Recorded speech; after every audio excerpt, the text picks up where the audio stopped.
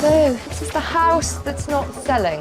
Words fail me. There's quite a lot of clutter. It's not cluttered, it's art. Right, burn it. Where is your bedroom? Oh no, you're joking. It's the main reason this house is unsellable. I don't know what we're gonna do.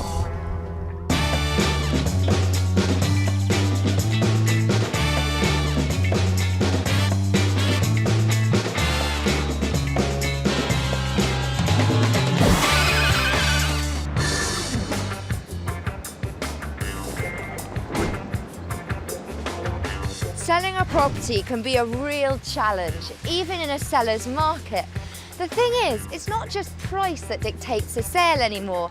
Location, curb appeal, decor, all play a major part in how quick a property moves. But if you market your property correctly, you can increase the sale price by as much as 30%. It's all about what you, the homeowner, will do to make that sale. And in my real estate experience, I know that buyers want it all and the competition is fierce.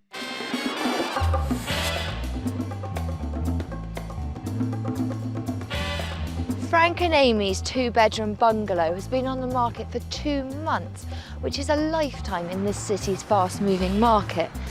They can't really understand why the house they've lived in for the past 7 years hasn't received a single offer. The listing price at $319,000 is reasonable, but to pile on the pressure, they have to move because they've just bought a bigger house down the road. Okay guys, dinner. We don't really want to leave because we have a lot of memories here. Are you eating your veggies, sweetie? We built a family in this house. Unfortunately, we've run out of room. We want somebody to move in and have great memories like we've had. We've been scratching our heads trying to figure out exactly why this house isn't selling. I don't know what we're gonna do. A potential buyer has to be able to walk into a house that's up for sale and really imagine themselves living there. Frank and Amy's emotional attachment to this home is just one of the reasons it's unsellable. Hi. Nice to meet you. I'm Sophie. Amy, nice to meet I'm you. Frank. Welcome. So, this is the house that's not selling. This is it.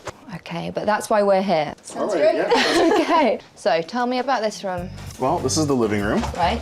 It's where we hang out and do all our family things. I don't think you're making the most of it.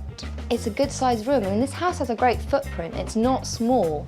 But do you see how all the furniture juts into the room?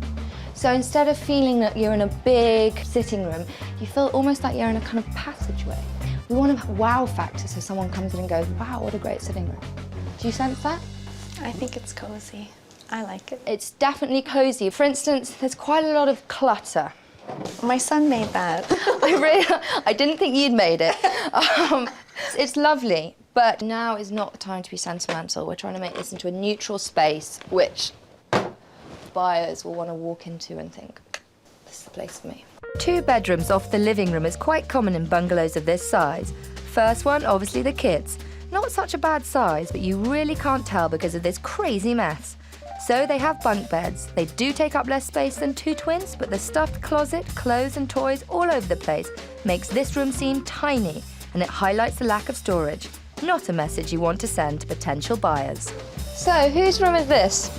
This is my son's room. So, if your son sleeps here and your daughter sleeps there, where does that leave you? Well, it puts us in the basement. Right, okay. Now, that is going to be a major problem for potential buyers, the fact that the master bedroom is in the basement. I think it's one of the main reasons that this house is unsellable at the moment. Really? Yeah, really. Wow, look at their reaction. I don't think they realise that with no master bedroom on the main floor, this would be a big problem for people who want to buy. Right, let's go to the basement to get a complete picture. This is our basement. Okay, now where is the bed? The bed. Oh no, you're joking.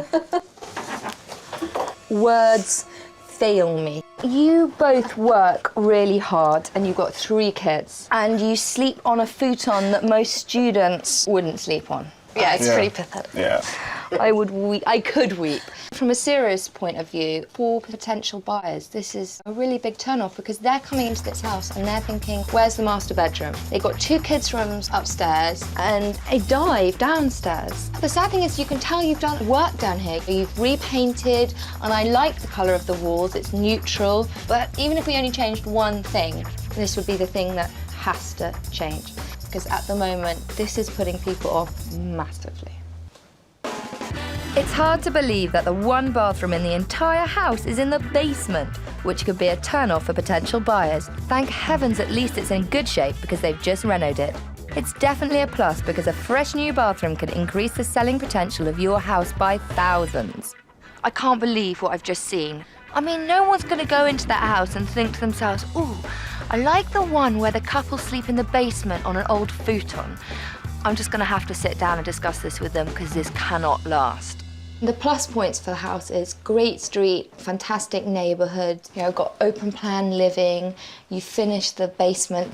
The main downside is, I'm not going to call it a master bedroom downstairs because that it ain't, but basically you're not really getting your market. Who do you imagine buying this house? Us? No. Yeah, a family like us anyways. I think that is one of the reasons it hasn't sold. You should be marketing this house to a young couple or a single person, and they are not going to want a family house. They want a decluttered, depersonalised, neutral space that they can walk into and imagine themselves in. So that's what we've got to aim for, declutter. So no futon?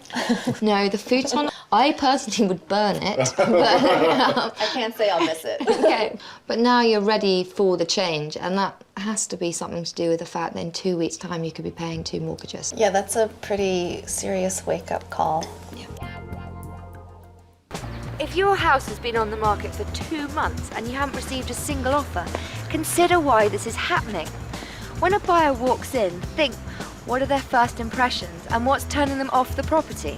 I'm off to meet Amy and Frank's real estate agent to get his perspective on why this house is unsellable. It's all in the family, as Buddy Byers, the realtor, is also Amy's uncle. One of the first questions I had was, did he think Amy was sabotaging the sale of this house? That's a good point, and I do feel bad for her. I know how much she loves the house, and you can see it when you look around. It's tough for her to leave this, and I think people coming in don't see it as a prospective purchaser because they see it as Amy's home. Yeah. And maybe subconsciously Amy isn't doing enough to let it show to its best ability. The time of year has certainly taken away from the backyard. They have a huge lot, 185 feet deep. This kind of weather doesn't allow us to show that to its full potential. You're Amy's uncle. Do you find it's been a bit of a hindrance? Or... It's funny you should say that because there has been some times where I've tried to suggest decluttering, and I don't want to push it because she's my niece, but I'm not sure she was really listening to the extent she should have. When you're selling a property, think of the area. Who's your target market, i.e. who's going to buy your property? Now, Frank and Amy, they live in a young, hip, trendy area.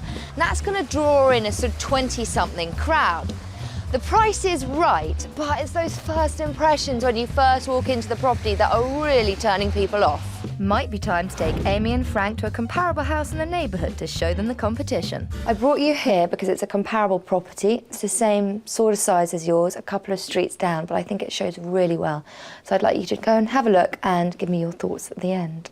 The kitchen should be one of the key selling features of your house, and though this one is not as large as Amy and Frank's, the light neutral colours and decluttered counters give it a clean, spacious feel, something potential buyers will notice. It's really bright in here too.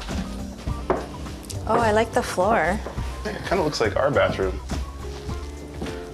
Oh, this is nice. Depending on the style of your house, the master bedroom could be on the main floor or upstairs, but should never, ever be a futon on the floor in the basement. Here is a good example of where a master bedroom should be. It's kind of plain. Yeah, but roomy. Yeah. No toys. What's this room? Oh, it's like a little office. So, what do you think? Overall, it's nice. The reason I brought you to this house is because I think it's a really good example of marketing. They've thought to themselves, right, who's going to want to live in a place like this? Well, it's probably going to be a young couple. So they've made the second bedroom into a kind of home office, which is a great selling point. It's just basically putting a bit of thought into who you think is most likely to buy your house. Right, for sure. And in this case, it's been very successful because this house sold in a week. What? Are you serious? Fingers crossed that they'll now be more open-minded about what has to be done to remarket their house. They're going to have to be if they want to get it sold. Though I think this couple are coming around, I need some backup, and I've called in our general contractor, Anthony Sayers. So, Anthony, what were your first thoughts when you came into the house? Run! No, I'm just kidding. To me, the house needs some work. The first bedroom, I looked up at the ceiling. Looks like it's gonna fall down at any time. Right. So, new drywall on the Yeah. ceiling. The carpet just looked very aged, so new carpet. It's been colored on a few times. In the second bedroom, the plumbing stack is sticking out. It needs It's to be. charming. You see what I have to deal with. Yes. It is a waste pipe. It's just not character. Yeah, Okay. it needs to be boxed in. The kitchen's looking a little tired. Cabinets need some fixing up. Paint job. So Anthony, what are we doing vis-a-vis extra prep space? Well, by taking the table away and building an island there, you're gonna section it off the two spaces. So there's a clear dividing line between the living room and the kitchen. Yes. You don't look convinced. No, I'm not totally sold on the island idea. To me, a table is more comfortable. Remember what we've been saying, it's not really about you anymore. I know that sounds brutal, but it's about people coming in and what they're gonna want. And a two-person island, it's gonna create more space in the kitchen. It's gonna be kind of a younger, hipper look. And you think that will help sell the house? I think it will, yes. Because remember our target market, young couples or single people. It's not the big family, because as we can tell, big families do not fit into this house. Okay. Okay. Right now, the living room appears small and dark. All we need to do is declutter, get rid of that big brown couch, and give the walls a fresh coat of a neutral colour paint. This will make a world of difference in how it presents to potential buyers. The basement needs to be reclaimed as a family room. Let's start by dumping that futon. So, what do you think? I don't know about you, but to me it seems like a lot of work. It seems like a lot of work. Actually, it isn't. It's more affordable work that we're going to be doing, and mostly cosmetic. Nothing structural. Correct, Anthony. And the total cost of this reno is $3,500. Practically speaking, it's about the same as 1% of the home's asking price.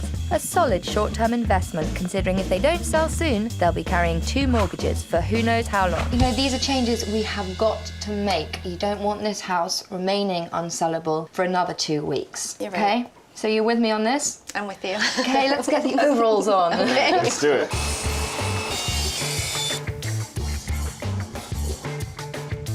I'm starting to really get into the whole, decluttering, and it kind of feels good to get everything rolling now. That's one down, only another 20 to go. It's a little sad putting them away, but at the same time it's a new beginning, so I'm trying to focus on that.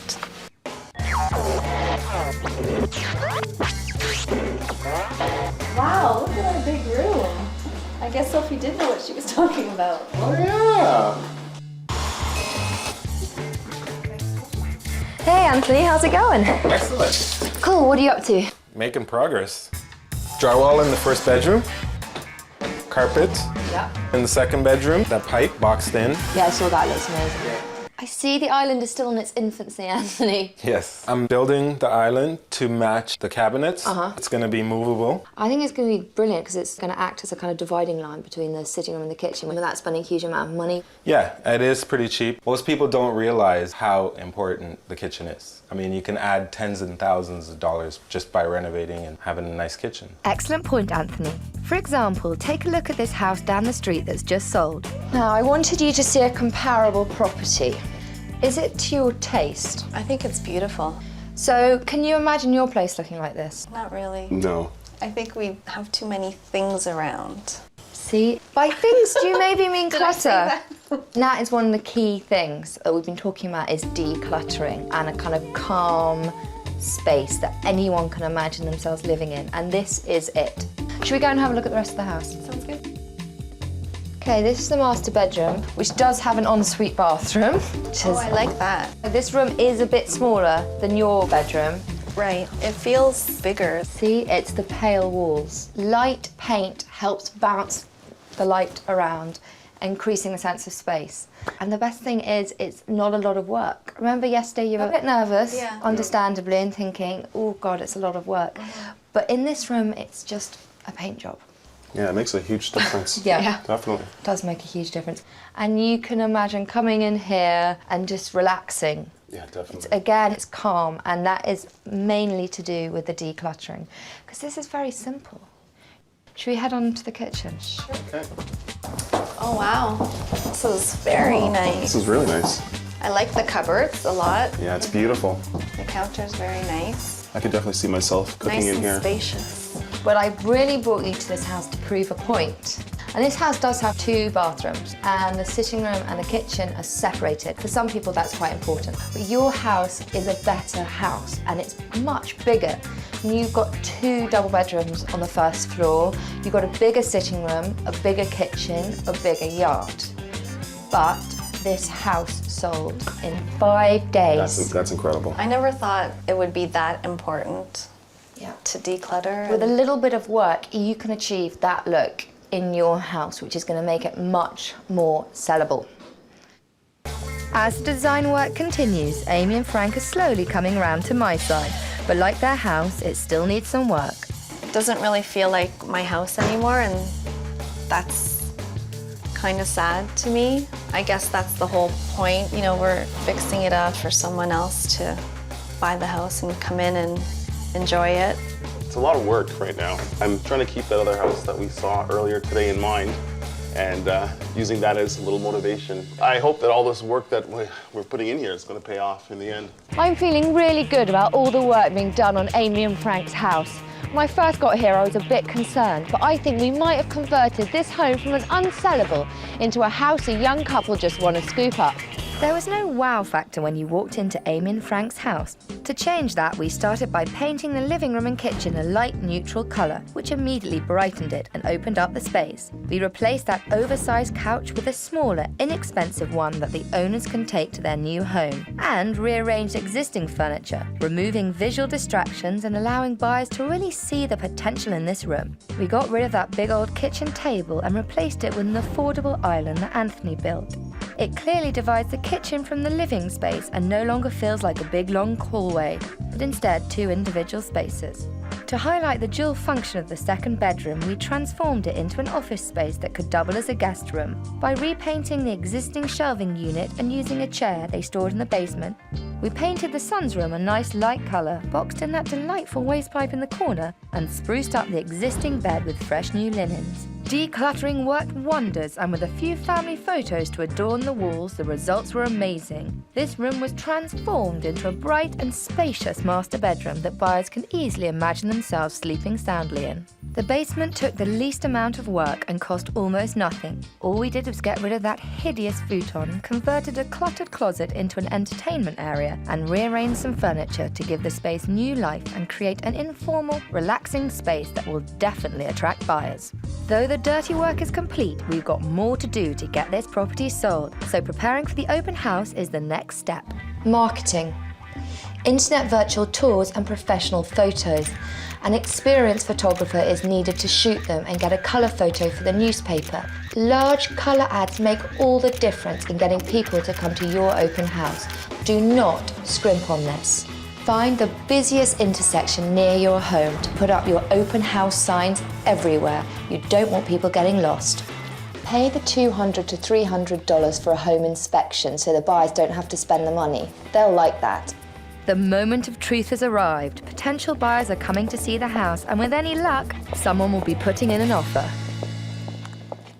It was a lot of hard work, but it paid off. Amy and Frank's house has been transformed in just a few days on a shoestring budget into a house that can clearly hold its own in a competitive market.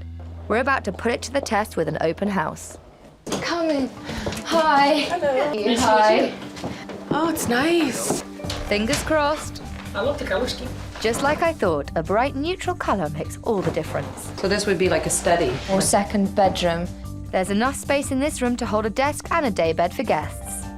Is this the master bed? This is the master bedroom, yep. It's a good-sized master that easily fits a queen bed, a dresser and a night table. The colour's nice, the baby blue. Nice sized kitchen. I love the flow. The flow's excellent. Exactly the reaction I was hoping for. This is a savvy buyer that knows what to look for.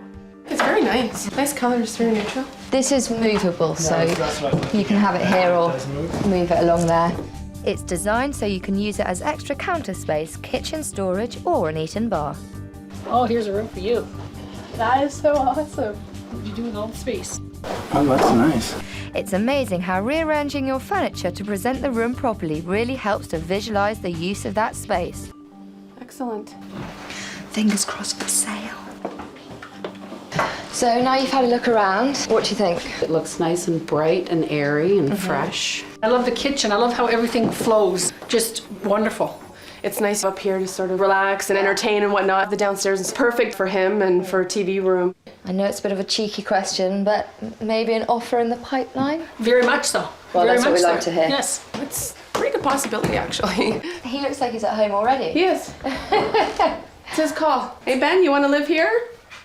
The open house received the positive feedback I expected. The reaction proved that the remarketing strategy made a huge difference. This house has been transformed from an absolute zoo of a family home into a zen-like oasis for urban professionals.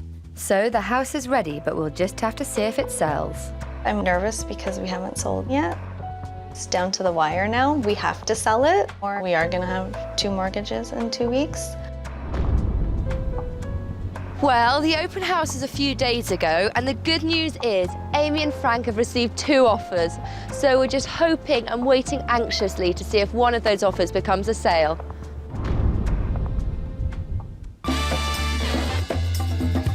After a night of negotiation, Amy and Frank accepted the second offer and sold their home for $312,500 to a young professional couple.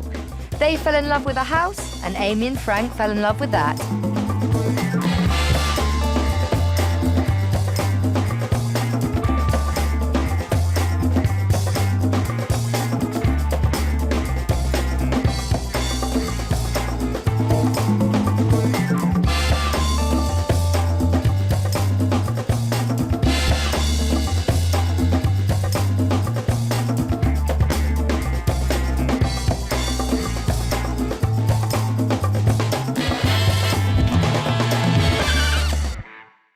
This little house has been on the market for over 3 months. Wow, there is a lot of furniture in here. Do you show your house like this? Yeah. It does look a bit like you've got 2 teenagers squatting in there. Cannot sell a house that looks like this. I bought a new house before I sold my old one. Foolish. I'm starting to get into a bit of a panic.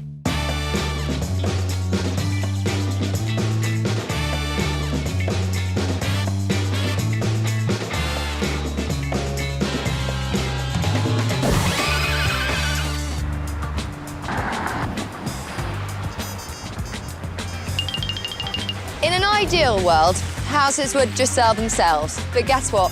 It's not. So it's up to you and your real estate agent to do the hard work and make your house sell. You've got to research your market and make sure that your home appeals to that target market. Declutter. In most cases, that means losing 30% of your current belongings. Make it as turnkey as possible, i.e., do all the work so the new buyers feel they can just walk in as is. Patricia's house is packed to the rafters. Her 2-bedroom bungalow is home to 4 kids, 2 of Patricia's daughters and 2 nephews who attend a school nearby. Located in a really nice suburb of Toronto and near every desirable amenity, it's a wonder why this little house has been on the market for over 3 months. So the asking price is $489,000, which is in tune with the market, but no one is biting. Houses down the road have sold for over the asking price. And to make matters worse, Patricia's bought a house that closes in less than a month. So I am really worried. It's a great area, and I'm actually not moving that far from here because I do love the area. I just need a little bit more space. We'll have some pasta for dinner. Yeah? I bought a new house before I sold my old one. Foolish. It's too much pressure, and I was just really confident, and my bubbles burst. I really feel for Patricia because she's made that brave but, well, risky decision to buy before she's sold. The house has been on for 3 months and there's been no offers, so the time is ticking and the pressure is just piling on. So I better go and find out why. So this is the home. This is my home. Yes, The home that's been on the market for 3 months with not a single offer. I don't know why. Because it's got great natural light. Yeah, it's a nice house. An interesting colour, not necessarily one I'd have chosen, but Well, it's my favorite color, actually. Green, and it's one of my favorite shades of green. wow, there is a lot of furniture in here. It's a bit of an assault For course. 5 people. Now I kind of see why you got a 10-seater table. Right, we sit down to eat all the time as a family, and they have a few friends. So this is the master bedroom. Yeah, this is my room. This is a really good size room. It's just it's a pity there's no built-in closet. Yeah, well, we changed the bathroom a bit and removed the closet, and then we put this, and it serves its purpose. The curtains are a little gothic. I don't like to have any light when I'm sleeping, so it keeps it really black. As expected in a bungalow of this size, there are 2 bedrooms on the main floor. The second bedroom is a good size, but the hot pink, while great for kids, might put off some buyers. The kitchen is a manageable size, and aside from the cluttered surfaces, it's in good shape. And you have the most hugest yard back there. Great. It's great. The kids love it. They have their swing set back there, and they play out there, and we have a nice big deck, and in the summer we have the chairs and barbecues out there. So far, aside from some over-furnishing and clutter, it seems that this house should have sold by now. But this being a bungalow, the basement is very important and could be a potential make or break aspect of a property like this. Let's see what they've got hiding downstairs. And this is the main sitting area in the basement. Kids play. How tall are your nephews? Yeah, Matthew's tall. He's 6'1". Ow. He bangs it once in a while, but I suppose you get used to getting it. used to it, yeah. And presumably this is home office? Yeah, this is what I use as my office. You could use it as a small bedroom. And then is this the boys' dorm? Yep. Typical boys' room. Yeah, this is the guys. Well, this is actually clean for them. I think you need to have a chat with them. I think we've done our tour now. Then we should go upstairs for a chat. Okay. First of all, this is the place where people walk in for the first time, and there are 1, 2, 3, 4, 5, 6 small tables. Right, but you could, these are, wow, that's not a table, that's what is it? Thing. You put a broken ottoman. But this is the first thing that people see when they come into the house. And I know you need a big table, but you're not going to need a big table in the next 2 weeks. You're not we have to eat dinner still. Yeah, you have to eat dinner, but if we put a table that could seat 5 people in, you can still eat dinner. Do you show your house like this? And I'm not trying to get at you, I'm just trying to get to the bottom of why this house isn't selling. Well, I mean, not exactly like this. Yeah. I mean, there's the house is ever changing. Yeah. I mean, there's people in here, we tidy it up, and something gets moved. I mean, it's not a museum. I do think this room, although green is your favourite colour, I think maybe we can consider a repaint in here. Oh yeah? You don't find it calming, relaxing kind of colour? Slightly reminds me of cabbage that has been boiled too long. And also, the pink room is too pink. Downstairs is a great size room. We've got to make it more of a feature, because at the moment, it does look a bit like you've got 2 sort of teenagers squatting in there. Yeah, but you just got to say to them, look, you've got to work with me for 2 weeks. Right. So we've got to make it look more young professional rather than families. Okay. Because I think that's the target market for this property. It is amazing how unimaginative people are when they go around houses. And they're very bad at looking beyond people's items of furniture or beyond their colour choices or beyond clutter. It's difficult to see the potential in this house, and there is a lot of potential. For the next couple of weeks, just don't think of this as your home anymore. And I know that's a really hard emotional step, but we've got to think of this as like a product, trying to market it. And we're just trying to get this house sold as soon as possible. And I know it seems tough, and I come into your house and go, this is wrong, but I think it's a great house. And it shouldn't have been on the market for 3 months. No, well, I agree with you. I don't know why people didn't see past that. If your house has been on the market for 3 months and you haven't received a single offer and it's a buoyant market, you really should be asking yourself some questions.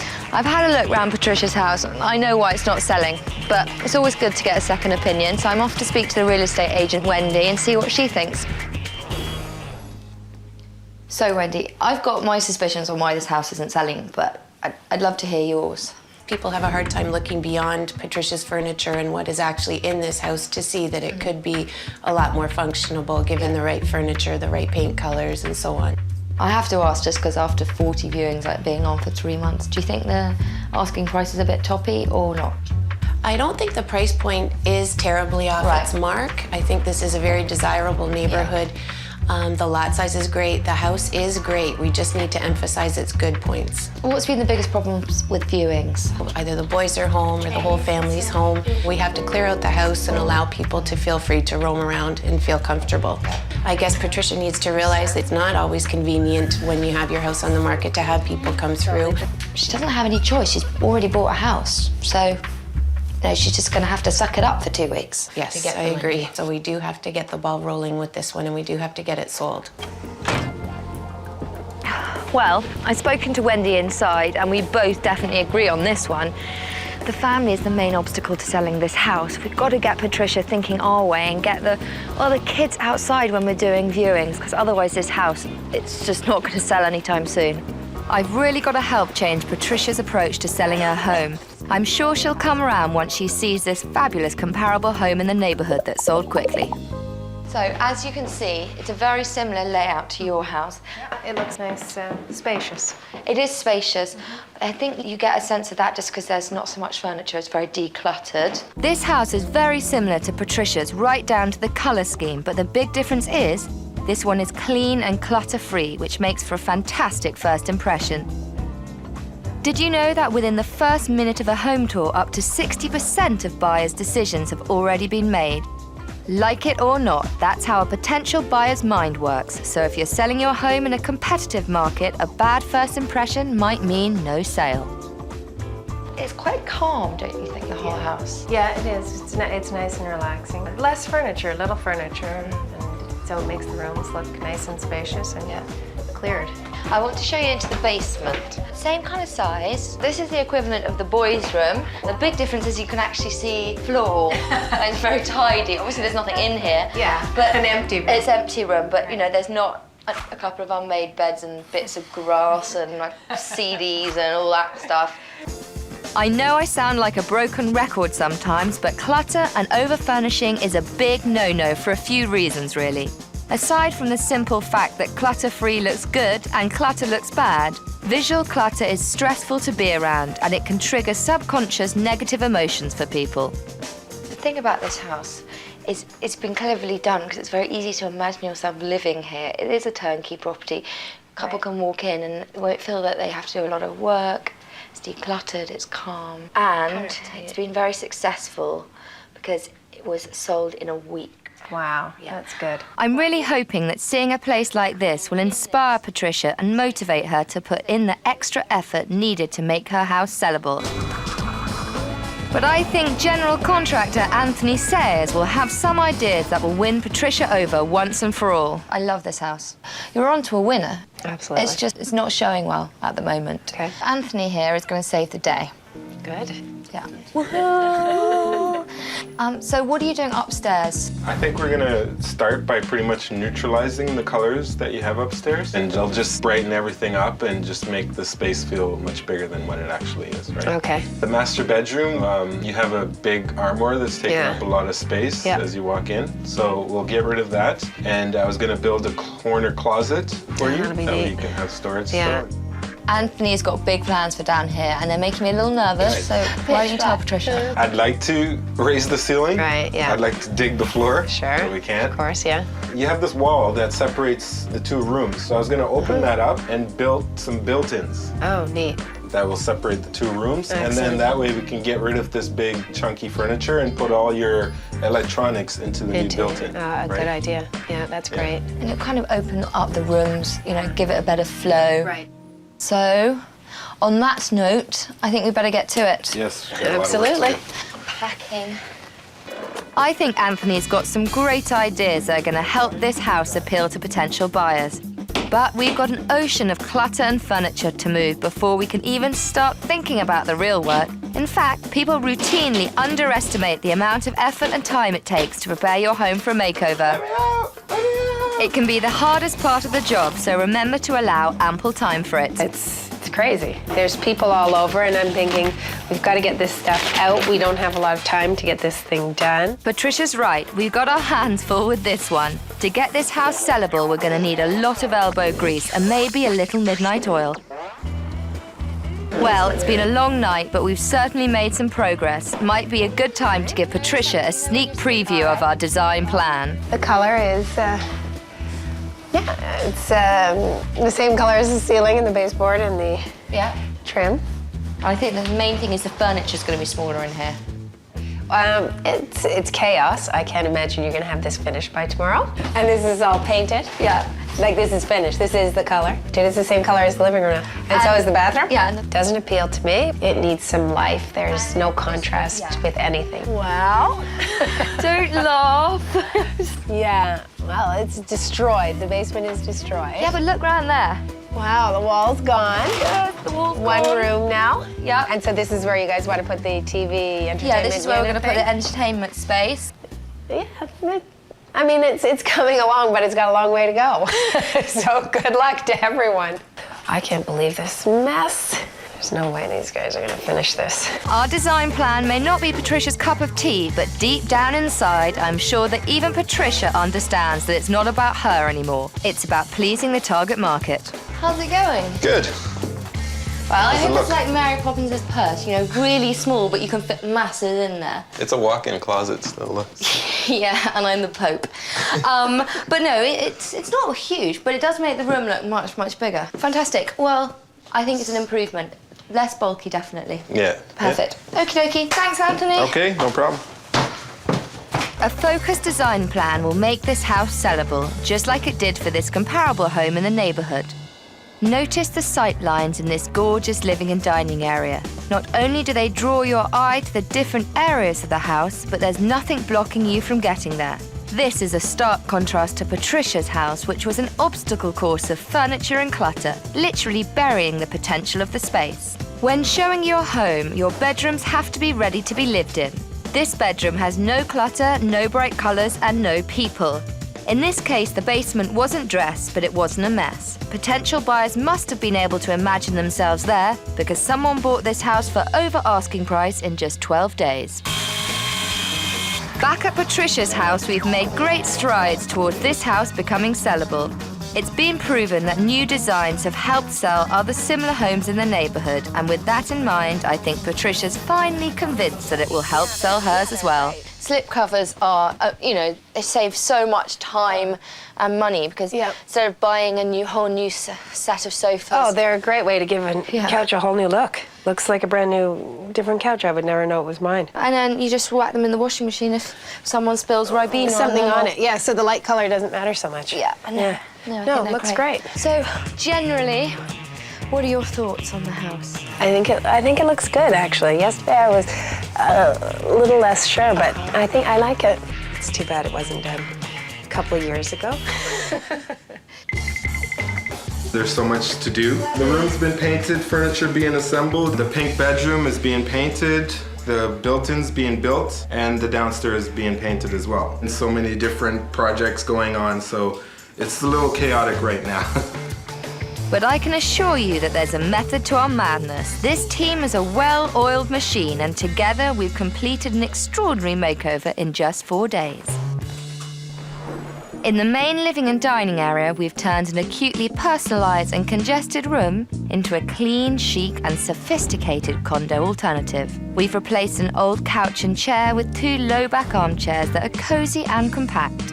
We've also removed the leaves in Patricia's massive mess hall table to create a petite and practical dining set which helps shows off the size of the room. The sleek metal lighting fixtures are a spectacular fit with a new decor. The openness and trendy boutique styling are sure to seduce prospective buyers. In the master bedroom, we've saved a few dollars by matching some existing curtains to the new paint color, and we've opened up the room with a space-saving custom corner closet. The second bedroom has gone from screeching pink to a muted green whisper, and we've removed one of the 2 beds to better feature the room's size potential. There wasn't much needed in the kitchen. We've removed the colorful border and we've cleaned all surfaces to create a friendly and pleasant feel. Anthony did a bang-up job in the basement. With the new wall unit, he was able to really open up the space without having to lower the floor. We've reused the couches, matching them to the new decor with some gorgeous slipcovers. And finally, the third bedroom has been transformed from a squatter's quarters into a snug guest bedroom. The clutter and mess are gone, and we've reused one of the beds. This well-loved but cluttered family home was quite a challenge to transform. But with all hands on deck, we've created a condo alternative with high-end boutique styling on a surprisingly low-end budget.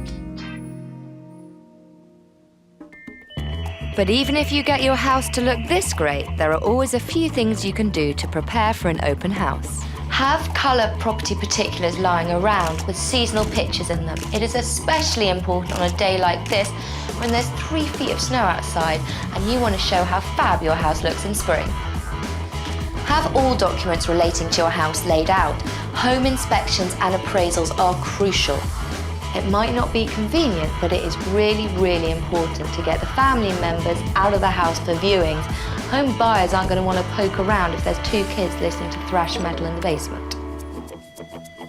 Well, it's crunch time. The open house is in about, 5 minutes, and I'm hoping we get some offers because Patricia's going to be paying 2 mortgages in about 3 weeks' time, and that cannot happen. So fingers crossed. We've put in a lot of long hours transforming this busy and jam-packed family home from an ugly duckling into the belle of the ball. But regardless of what we think, Patricia's fate is now in the hands of the ultimate judges at today's open house. Hi. Hi, I'm Sophie. Hi. Nice to meet you. So this is the living room, dining room. I love the colors. Very nice. Like the decor. Very bright. That's what I like. Thank goodness. Looks like this time around, Patricia's home is making a positive first impression, and the smaller table is drawing great reactions to the dining area. It's pretty roomy in here. Yeah. A lot of space. Obviously the master bedroom. Which is nice. It's a nice room. Anthony's custom corner closet has helped make the master bedroom feel much larger. Actually, both bedrooms are faring quite well so far. Definitely cute. I like the color. It's nice for our daughter. Yeah. This is our family room down here. Oh, this is nice and bright. And we've got a built-in entertainment system here. Oh, that's nice. Yeah. Wonderful. Great. You could have your office in there. The home office is in there. Really nice. I like this. More space in here for a home office. We would think it was an open plan concept. Oh, you can see the other side. I'm sure we can definitely put this to use. Come pop through here and I'll show you the 3rd bedroom. Great for family when they come to visit. Great, yeah, nice. Very nice. With Patricia and her family gone, prospective buyers have been able to share their honest thoughts about the space, which has undoubtedly enhanced their overall viewing experience. So what are your thoughts on the house? I like it.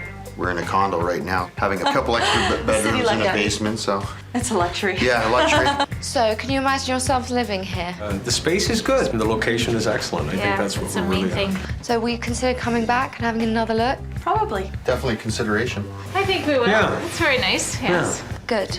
View and an offer, maybe. An offer. That's what we like to hear. Fantastic. Well, thank you very much for Great. coming. Thank you very much. Lovely to Nice meet meeting you. Thank you. Thank you so much.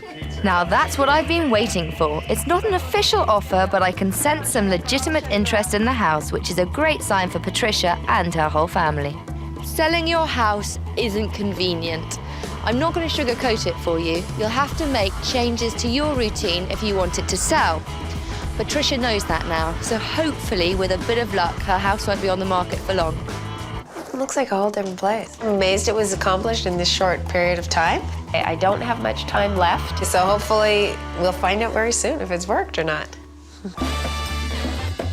Patricia continued to make viewings more comfortable for prospective buyers, and her newly sellable home received a lot of attention. In fact, the increased traffic and multiple repeat viewings resulted in a firm offer for above asking price. Now, that's what I call a positive result.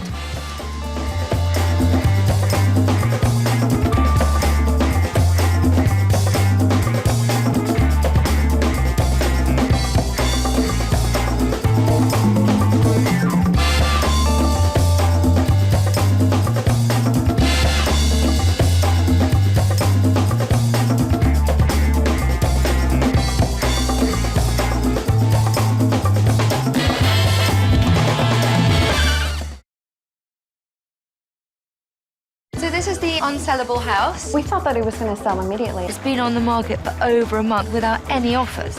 Not very, very artistic children. Do you realize that you're not the only person living here? When the cat's away, the mice will play. I'm really nervous.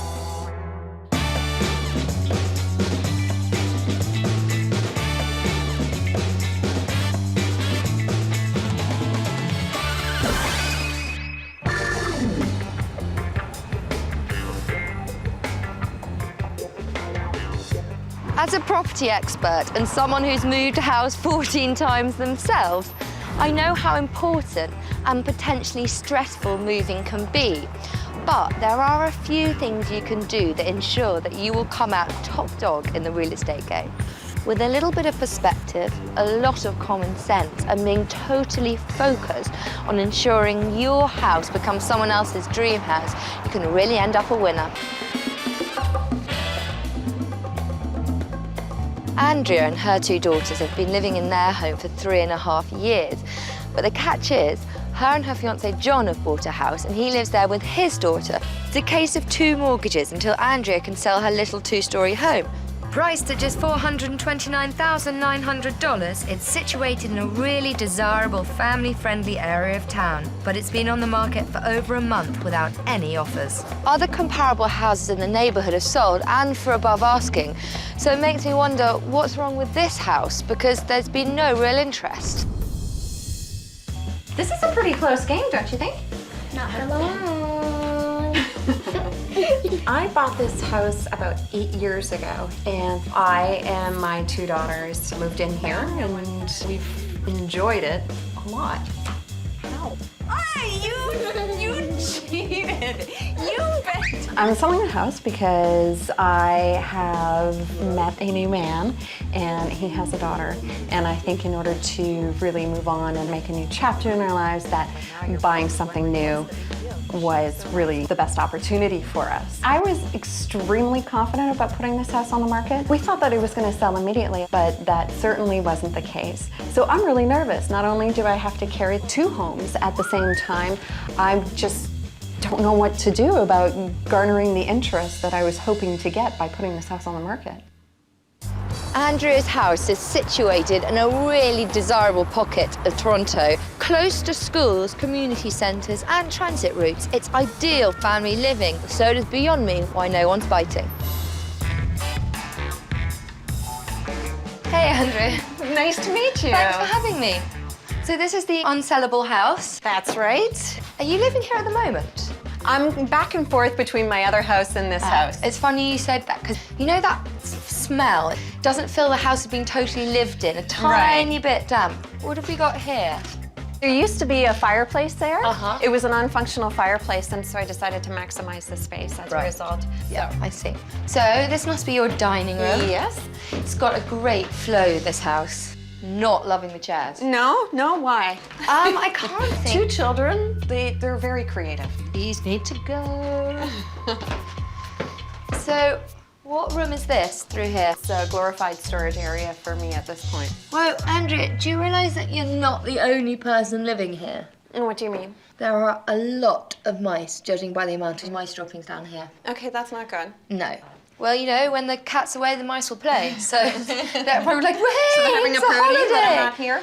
Oh my God. It looks like the mouse have been having a bit of a party on your dining room table. And that's not good. That is not good. And the reason why that's not good, if I've noticed that, you know who else is going to be noticing that? Potential buyers. Right. What's through here? I don't know what the original intention with this room was, but for me, it really has become my one and only storage place. Storage is a real bonus, but I just think organised storage is better. I think this is pretty organized. Do you really need that broken rocking chair? My mom made it. Right. Trust me to pick out the one and only sentimental item in the junk room. Fortunately for us, the kitchen's been newly updated. The sleek and modern styling will be a huge asset. Upstairs, the bathroom already has a brilliant, fresh look, so not a whole lot to do there. But, like the rest of the house, the master bedroom could use a bit of a clean-up. So whose room is this? This is my daughter Zoe's room. She's 6 years old. Oh my God, that is so precious. I have very, very artistic children, and apparently very independent children as well. Right. This must be Olivia's room then. That's right.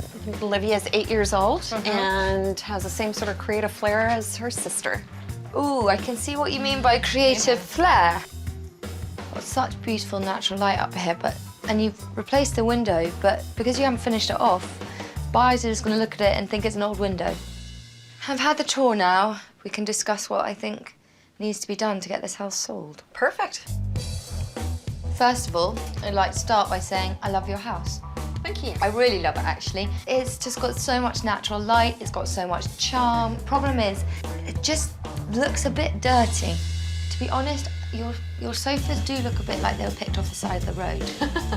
And the junk room, just need to clean it up. Upstairs, in the 2 kiddies' rooms, I think we just need to de-kidify them. The colour needs to change. I was thinking maybe not have Olivia in huge green letters either. And in your room, basically you've got to finish the work you started. Cupboards, paint job, windows is the main work upstairs. Downstairs, sanitary. Mainly sanitary. At the moment, in this present state, I don't think you will have many people banging down the door to buy your house. Luckily, the changes are all cosmetic and easy to implement. Right. Brilliant. The importance of first impressions in real estate should not be underestimated.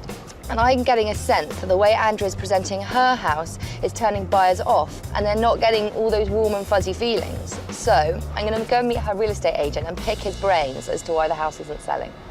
Well, thanks for coming, Mark. This house has been on for over a month. Is that unusual? I would have expected it to go in more like a week. What feedback have you had from the viewers that you have had? It's dirty, it's messy, and there's lots of clutter. Who do you think the average person buying a house in this area? It's usually a first-time buyer. Yeah. That's what we've got a lot of. And people with young children, Yeah. which this house is great for because of the big backyard.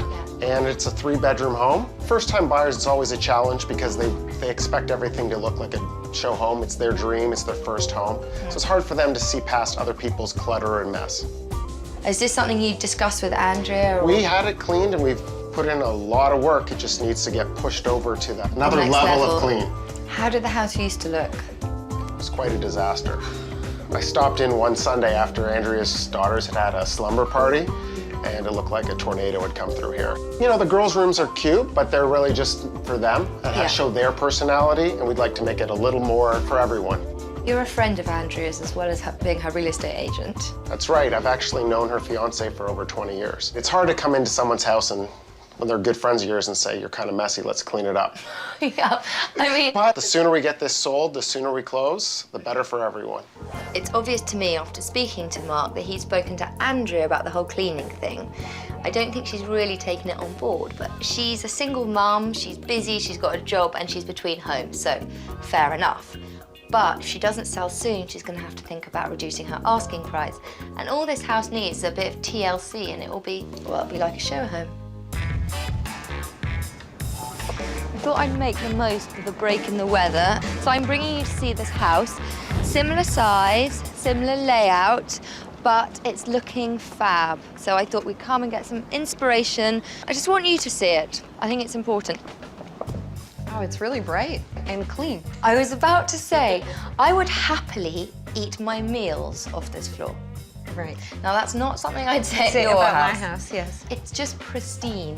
As a buyer, I would walk into your house at the moment, and because it looks not very well loved, I'd think, well, maybe there's a plethora of other problems. But in this house, because it looks so brand new and fresh, kind of you get a sense of security. There really are no aspects of your target market's lifestyle that can be overlooked. For new parents, the well-being of their children is always a top priority. So if your house is visibly dirty with obvious signs of infestation, new parents will walk out the door and never come back. Mistakes like that will immediately alienate your target market, which is the last thing you want to do. And it does look like something that you can move right into. So I can understand that appeal. The magic words, yeah, move right into. Right. Anyway, let's go upstairs. Okay. Obviously, kids' room, same as yours. One big difference is this child is not old enough to graffiti the walls yet. They haven't discovered their inner creativity like my children yet. That's for sure. I think the most striking thing about this house is just how clean and pristine and presentable and move-in ready it is. It obviously appeals to buyers because it's sold in 6 days. That's fast. Do you think you're committed to making the changes to your place that will make it sellable? Absolutely. I've got a great house and I know that I can make it show like this. Maybe even better. Ooh, fighting talk. Andrea's got a great attitude, and with a few more ideas from general contractor Anthony Sayers, I'm sure it's only going to get better. I was briefing Andrea earlier about what needs to be done, but we didn't go into specifics, so I wanted you to let her know. The house is in really good shape, I think. It just needs a little TLC and a major clean. Yeah, common theme, yes. Yeah. So in the living room, I noticed behind the couch, there's some flooring missing and some baseboard. Did you have a fireplace there Yeah, before? there was a fireplace there. It did not work, so... Okay. So what do you think we put a functioning fireplace back? I think that would be great. So in the dining room, I noticed you have the plate rail is there. Yeah. So I was thinking of adding more architectural features by just putting faux panels on the wall. And in the back room, we can't really see what's in there until we get it cleaned out. Right. So until we get that cleaned, we'll deal with that later. Right. Are you scared of mice, Anthony? Will you jump on a chair and go? I'll probably run. Just like a little girl. The trim is all unpainted and it needs to be filled and stuff. So we'll just fix that up and paint out the 2 rooms that are up there as well. Those changes are going to make a huge difference. Yeah. I think we should probably get going then if the cleaners arrived yet. Yes, they have actually. Right, I want to go and brief them because if they find mice, they might run. Gentlemen, your mission, so you choose to accept it, is to de-mouse and de-junk the junk room. Are you prepared to find rodents? I think so. Yes. Okie dokie, let's get started then. Okay, you take that. I don't even know what's in here. This. Ah! Oh God, I definitely saw something. Definitely something moving in there. There's a reason why I haven't come back here in a very long time. I used to have a lot of food back here, but it's not so much there anymore. So I think I've been feeding a lot of rodents. They don't pay me enough for this job. Honestly, I can't believe how much stuff I have. Heavy.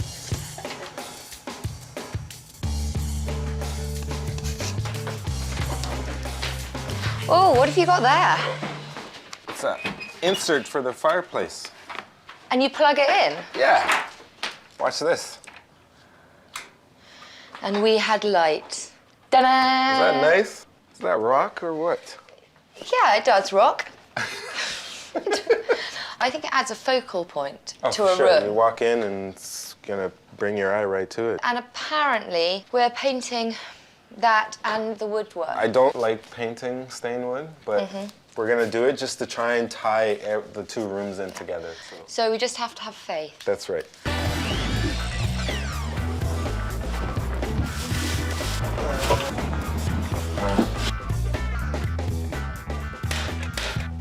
Hey there. Hey. What are you up to? Just decided to do bigger panels, Right. bigger faux panels. It's just a look. Yeah, Kind I of know. ties in with all the detail that's happening in the room. No, I think it's all good. Yeah, it's gonna look great. Updating the design of an older home while maintaining the inherent charm can be a big challenge. But if done right, the results can be remarkable. This comparable home in the neighborhood is from the same era as Andrea's, but its smartly updated styling blends old and new world charm to perfection. And the original high baseboards, crown molding and window trims have been painted white to make the space feel more open. High contrast accents and clean lines provide a subtle hint of classic Art Deco styling and an unmistakable feeling of glamour. The addition of organic accents adds a welcome splash of primary colour, along with a calming zen feeling. In Andrea's bedrooms, the unfinished elements and in-your-face kids' rooms were miles away from zen, but these bedrooms are clean, complete and set up properly. I hope that we're able to achieve a similar feel in Andrea's home. I haven't painted in such a long time.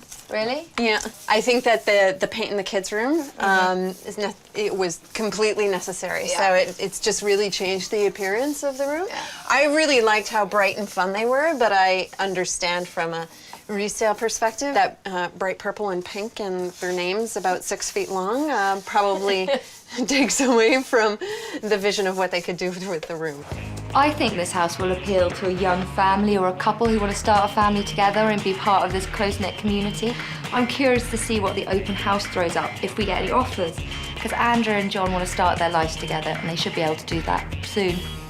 Andrea's living room wasn't horrible, but it wasn't stunning, and there is no room for mediocrity when it comes to first impressions. After a thorough clean-up, we've maximised the potential of this room with fresh, bright and neutral colours, and the bright red accents add some exciting flair. We've repaired the floor, and this compact electric fireplace adds a cosy feel without dominating the space. We've taken a risk in painting the stained mantel and baseboards, but it's paid off in spades, as this room takes full advantage of the available natural light. In the dining room, the top priority was to clean up, but we've also added some architectural design to the walls to match the existing plate rail. In the storage area, we've transformed this filthy sanctuary for vermin into a spiritual sanctuary for human beings. After a quick clean-up, we let Andrea's wonderful kitchen speak for itself. Loads of light and first-rate functionality will be a sure hit. In the master bedroom, we've been able to really bring Andrea's existing furniture to life with a slightly warmer paint colour, along with matching bedding and window dressings. Olivia and Zoe's rooms were cute if you're a 10-year-old at a slumber party. We've been able to effectively de-kidify these rooms by removing all the knickknacks and painting over the graffiti. We replaced the piercing pink colour to fit in with the design of the rest of the house. All in all, this was a dirty job, but someone had to do it. We've been able to clean up the mess, scare away the unwanted tiny tenants, and get Andrea's house to the next level of cleanliness and design, all for a very reasonable price. But you can never be too prepared for the open house. Here are some strategies to make the day a success. To help create that positive vibe, appeal to all the senses. Regardless of how bright a day it is, turn on the lights, because a bright, beautiful room sells much faster than a dark, beautiful room. Appeal to the buyer's sense of smell to create that homey feeling. Warm apple cider on the stove in winter, or my personal favourite, freshly baked bread and that sweet smell of coffee. If you're selling your house in the middle of winter, crank up the heat. We'll let the buyers know there's nothing wrong with the heating system, and also make your house feel nice and toasty. Soon they'll be seeing themselves curled up on the sofa on a Sunday. I am excited. I'm looking forward to what people have to say. I think that today, a lot of people will comment. I think they'll comment very positively. I want to sell this house. I want to get on with my life. I don't want 2 mortgages. Who does? I think we've given Andrea's house the extra push it needed to become legitimately sellable. We all want her to be able to move this property and start her new life, but ultimately the open house holds the key. We've got a nice big sitting room here. It's nice. It's nice. I like the fireplace. Yeah. Wow, bright colors. I love it. The flowers. I love the colors. Yes. It's nice and bright. It looks modern and fresh, but still keeping the old world charm. Yeah. Now we've got a formal dining room in here. Oh, I like what you've done with the walls. Oh my. Oh, yeah. It's a good size. Is this a new kitchen? Yes, it is a new kitchen. Brand new? The owner is a very keen chef, so I think she spends a lot of time in the kitchen. All the appliances come with it. Yeah, it's a good place to have your computer, actually. I'll show you into the sunroom. Oh, this is cute. It is cute. Like that. Breakfast room in the summer. It would be a good playroom for the kids. There's a big deck out back, great for barbecues, and you've got a nice big garden. Upstairs, you've got 3 double bedrooms. The ceilings are nice, aren't they? Yeah, they are. The curves. They are. Storage through here, so bigger than you think. A lot of space. Yes. And it holds a good-sized bed. That's good size. Right, and then we've got another 2 bedrooms. It's a good size. Very nice. Yeah. They're not huge, but you could have a double bed in here. But it's suitable for kids. Yeah, absolutely. Through here we've got the 3rd bedroom. Wow, that's cute. And again, lots of nice bright lights. Okay. How does this compare to other things you've seen? This actually has more of what we've been looking for. So many period features. It's got a lot of character. Yeah. A lot of charm. And it's the right neighborhood for us. I think that it's promising in terms of its readiness, decor-wise. This is wider than most of the semis that we looked at in the same price range. It does look nice from the street, and the rooms are a good size. Would you consider coming back for a second viewing, maybe showing your husband? I would definitely come back with my husband. I think I'm going to phone our agent. Take it from there. That's what we like to hear. Second viewings followed by offers. Well, thank you very much. It was a pleasure to meet you. Thank you. Good meeting you. Well, that was great. We got a lot of people in, especially for such a snowy evening. We actually had some real qualified buyers. But that one couple, they've been looking in this neighborhood for, what they say, at least 8 months. Everything that was a negative, he turned into a positive. They said this was one of the best things they'd seen. So, you can't say fairer than that. No, that's wonderful. I'm really looking forward to seeing if they're going to put forward an offer or not. I think that the changes that were made to this house could absolutely make a huge difference in terms of getting the price that I want for this house. Wow. I think what has been done is amazing. Emotionally, giving this house and the wonderful experiences that I've had in it in the past 3.5 years and this chapter of my life, a nice, beautiful present and a way to say goodbye. And it has certainly done that. And I'm very happy for that. It's what I've wanted to do with the place, but never could. Since Andrea's home was given the extra push it needed to become sellable, I was thrilled to hear that her home has sold rather quickly. Not only has Andrea escaped the burden of carrying 2 mortgages, but her dreams of starting a new life with her new man have been put on the fast track. I'm here to meet Mark, the real estate agent. Hopefully he'll agree with me on why this house isn't selling. I'm here to meet Mark, the real estate agent. Hopefully he'll agree with me on why this house is unselling. Unselling? Whoa. I'm here to meet Mark, the real estate agent. Look at the stupid English girl.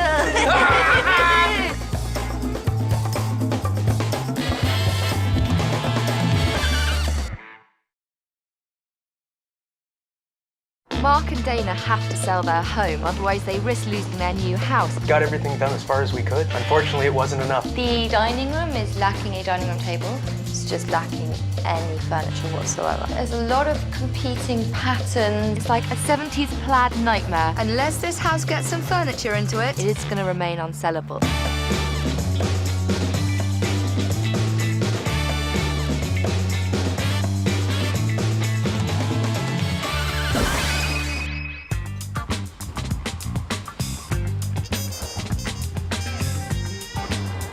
Mark and Dana's house is just north of the city. It's got 4 bedrooms, 5 bathrooms, eating, kitchen, double garage. It's on the market for $495,000. But other houses in the neighborhood are selling for, well, $700,000 and more. So I wonder why this house isn't. They've got to sell in 3 weeks, otherwise they risk losing their new home, which they can't afford to do. So it really is crunch time. This is the house I grew up in. And I bought it about 4 years ago with the intent of renovating it and hopefully raising my family here. But we found ourselves in a predicament where the house was too large, and now we need to sell the house. It's 2,800 square feet, and it's way too much house. It seems really empty, and there's a lot of memories here. Ready? I was definitely very surprised that there wasn't much interest in the house. The house is like a 10-ton weight holding us back. Well, I get the impression that they've run out of steam and the renovation project's kind of ground to a halt. And to make matters worse, they've been living in the basement while this big empty house sits idle above them. So I'm here to see what help they need and to get to grips with why this house is unsellable. Who's going to lead the way? Well, let me show you around. Come on in here. This is our dining room, living room. I'm loving the nice, fresh paint job, and it's all neutral colours, which is usually my big beef. Dana did pretty good on the colors. Of course, we've got the new hardwood floors that we just put in. We do have some of my artwork as well as some of the community people's artwork hanging in the house. The dining room is lacking a dining room table. We're lacking quite a bit of furniture, actually. Right. I suspect that under here would be the dining room table if you had one. Yes. Unfortunately, that fixture frightens me. So this is the kitchen here. As you can tell, it's a little outdated. Yeah, there's a lot of competing patterns and colours and textures. And I can see stippling, plaid, border, and it's clashing with your nice new wood floor. Oh, come on, let me show you this room. It gets even better. Oh, goody. Oh, dear. Green shag pile carpet. I haven't seen green shag pile carpet. 30 years, that's how long it's been here. We need some desperate help in this room. I love the wallpaper and then the green floor. It's like kryptonite. If Superman came in here, he'd just like shrivel into a puddle. It's amazing. Carpets to try and match the new paint. I mean, this is huge. This is one of the 2 master bedrooms. It's just lacking any furniture whatsoever. We just had the carpet replaced, so we moved all the furniture downstairs into storage to make it easier for the team to put the carpet in. It has no personality. At the moment, it doesn't have any personality because it doesn't have any furniture. And again, you're heading into a time warp with this guy. Again, it's just the incredible mix of textures. In the 70s, most bathrooms must have looked like this. The second bedroom is a great size with a good paint colour, but it feels so barren and empty. The ensuite bathroom would be lovely if not for the blinding electric blue. The third bedroom and office are smaller, but still a really useful size. Again, no furniture. I'm starting to feel kind of lonely in here. This room is a perfect example of how having furniture can help make a room look bigger sometimes, not smaller. Because most people walk in here and think, oh, this room's tiny, it wouldn't fit a queen-size bed. It would easily fit a queen-size bed. And the trick is, look, if you lie down on the floor, that is the width of a queen-size bed. And you've got space on either side for a nightstand. Cool. See? Check out this wallpaper. Okay, so we've got brown, we've got pink, we've got blue, we've got green, we've got oatmeal, we've got pine. But on a serious note, this is a really good family-sized bathroom, which should be a big selling point. This house is really frustrating. On the one hand, you've got finished rooms, big spaces, neutral colours, which is great, but then I open a bathroom and it's like a 70s plaid nightmare. I have to sit Mark and Dana down because this house is not going to sell looking like this. I just wanted to reiterate, it's got a lot going for it, but there is a reason why it is unsellable at the moment. It's most damaging to viewings at the moment upstairs, because when people leave the house, it's good for them to have reference points. At the moment, because there's no furniture upstairs, they just all merge into one. They don't think to themselves, 3 big bedrooms, a 4th smaller bedroom, or maybe a home office. You don't get a sense of their function or their size. And coming on to the decor, it's very, very dated. yeah, it's very, very dated. Also, it's in limbo because the work you have done upstairs and downstairs is fantastic, but it almost makes these rooms look even more dated. Most definitely. It does. Yeah. We got everything done as far as we could. Unfortunately, it wasn't enough. Luckily, we're here. That's it. I have every confidence that once we've done the work, this house will look fantastic and have a very good chance of selling. Wonderful. This neighbourhood is really quaint. It's got tree-lined streets, elegant houses and big lots, some of which are going for upwards of $700,000. Now, Mark and Dana's house is on at $495,000, which is an attractive asking price, but obviously not attractive enough because they haven't got a single offer. With that in mind, I'm off to see Maggie, the real estate agent, and get her perspective on why this house is unsellable. This seems to be such a perfect family house. You've got a big yard, you've got a lot of space, a lot of bedrooms. That's the type of people you get around here. Oh yes, it's a beautiful area for growing families. What's the feedback you've had? They like the layout. Definitely the location is very popular. What would you say the reasons were that it's not selling? We haven't got an offer just because the home is not upgraded. It's not furnished very well as well. It's quite funny, most of the houses we go into are always getting at people to declutter, and they've always usually got so much furniture, and it's very difficult for a person to walk in and imagine themselves in the space. The same problem here with people can't imagine themselves in the space, but it's the opposite reason why. It's because there's no furniture. Definitely, I agree. We need some furniture so when potential buyers coming through the property, they will see that function of the rooms. So all we need to do is modernise, get some furniture in. Definitely, and it will definitely sell. Unless Mark and Dana's house gets some furniture into it, it is going to remain unsellable. So that's why I want to show them a comparable house in the neighbourhood that had no problem selling and for top dollar. I brought you to this house because it's a similar size, similar location, but it shows excellently. It's practically identical to your room. Similar layout, same colour. Very similar paint, yeah. And nice hardwood floors. But the furniture just gives it function. So this is obviously a sitting room with a dining area. Great. What do you notice about this kitchen? Wallpaper. Exactly. Yes. No wallpaper. It's clean, it's modern, it's wonderfully tidy, which is how a kitchen should always be shown. This is a fantastic room. This is what your room's going to look like. Now, at the moment, you've just got all this gym equipment in. And so some people are going to walk in and they're just going to not be able to see past the gym equipment.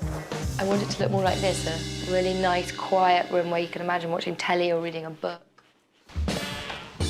Now, this room is very interesting. This is a queen-size bed and there is so much room on either side. But if this room had no furniture in, someone would walk in and go, it's not very big, would it fit a double bed in? And they'd be unsure about it. So this is a prime example of how furnishing a room makes it look bigger. Family bathroom, not plaid, not bright blue, not filled with pine, just nice, clean, fresh, modern-looking bathroom, which does not age the property. master bedroom. Point really is not the size here, it's the function again. I think that one of the problems you're having in your house is that upstairs is just merging into one. It's not sticking in buyers' minds. But whereas this, you go around, you go 3 bedrooms and a home office, and it sticks in your head, and that's the furniture doing that. And we want your house to stick in people's heads when they walk out the door. There's more than just furnishing to do at Mark and Dana's home. We're going to need some extra help to bring the styling out of the 1970s. But Anthony here has got this sort of lowdown specifically on what we've got to do to make this house sellable. Mark, you've got a lot of wallpaper throughout the house. Oh, how can you miss it? Yeah, you can. So we'll start by removing all the wallpaper. In the family room, you've got the room, it's filled with exercise equipment. Yep. So it's gotta go. It's gotta go. All right. And take up the green carpet from that room. In the kitchen, the cabinets they're nice cabinets. You just need to get rid of the wallpaper border and we'll do a nice neutral color on the walls. There will no longer be any plaid. No more plaid? Gone. I think that's the most wonderful thing I've heard this year. It's gonna be like a little plaid dance, you know? Yeah, no more plaid. Upstairs, there's 3 bathrooms that we have to address. Yes. The first bathroom is the blue bathroom. We'll just paint that color out, nice neutral color. The main bathroom with the plaid wallpapering again, we'll paint a nice neutral color, change over the light fixture. All right. In the master ensuite, there's B-board that's unfinished on the wall, so we'll just finish that across the vanity. And then we're gonna get rid of the glass doors and put some hanging curtains. Wonderful, because those are really dated, those glass doors. All the good stuff. Oh, yeah. Vis-a-vis furniture, we're just going to fill upstairs as much as we can to give the rooms function and a greater sense of space. Great. Perfect. So to sum up in about 10 words, wallpaper out, plaid out, carpet out, modern, sleek. Let's rock and roll. Well, Perfect. a lot of rock and roll to do. Let's get it done. Let's do it. Thanks, guys. Did you see how excited Mark and Dana were when we talked about taking down the wallpaper? It was great. This is really the kickstart they needed to get their house finished, and it's going to be well worth the wait. I feel like taking down this border is long overdue. So I've been asking Mark, begging Mark to let me pull down this border, and he keeps saying, no, it's too big of a task. We don't have the time, we don't have the resources. That border's been there basically as long as I've been alive, so it's mixed watching it come down, but it had to go. You guys are my personal heroes.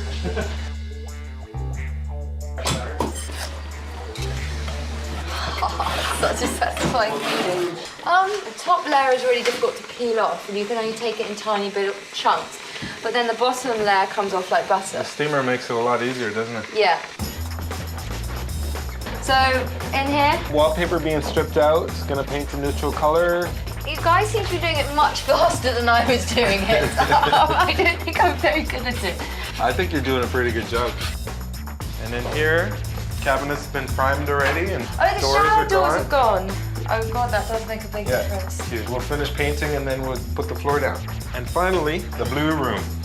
Because this is the easiest bathroom to change, because it's not all that dark wood. Yeah. So it was just really the paint colour. I mean, the tiles might not be everyone's cup of tea, but once we paint the walls, then it's pretty fine. Yeah, it was just the blue was a little bright. The carpet is gone. Still got ugly wallpaper on, but just the carpet not being like kryptonite green makes such a difference. Exactly. Wow. And it's funny, this room looks so much better already just with a new carpet, but I was talking earlier about how furniture adds function to a room and a sense of space. But in this room, it kind of was a negative. This room could only, in the mind of buyers, be used as a gym. So when you're furnishing a room, you want it to be functional, but you also want that to be flexible. So it can be, you know, a dining room or a sitting room or a study. Maybe not a gym. There is no greater satisfaction than doing a job and doing it well. And Mark and Dana's house is almost there, but it is going to have to show at its best to get top dollar because there is a lot of competition out there. I want to see how the plaid experiment bathroom's going. Well, plaid is gone. More plaid. It's looking considerably better. Oh yeah. I'm just waiting for the countertop to come in. I don't want to change it until I get it. We're always waiting for That would be a countertop. big mistake. And let's go and lay some of these. Yes. I've got the cabinets painted out. Very smart. And the B-board. We appear to be missing the loo. Yeah, well, I had to take it out to put the floor down. So what's the benefit of these cork tiles then? Well, if you have a small area, it's a great do-it-yourself project that you can do. It's like a tongue and groove, so it's just snapping. Hey, look at that. Yeah. And presumably it's quite cost effective. Yes, very and durable at the same time. Durable. Yeah. So cost effective, durable and easy to fit. That's right. Well, I might leave you to put these in place and I think I'm going to come back and maybe help you with the quarter round. Okay, excellent. Baseboard. With the nail gun. Yes. Updating these bathrooms is really going to help provide a consistent design throughout the entire house, which will surely help move the property. Consistency was the key in selling this comparable house in a similar neighborhood. Unlike Mark and Dana's living room, this room paired existing furniture with additional props to create a simple contemporary design that comfortably flows from one room to the next. And the kitchen has no wallpaper or borders. In this home, a reduction in the number of paint finishes and fabric colors helps to make a consistent presentation. These bedrooms are functional, uncomplicated, and you can't go wrong with that. Cleverly restraining your decor while clearly defining the functionality of every room in your house, well, it just lets the house shine through. And it can get great results. This house sold in just 2 days.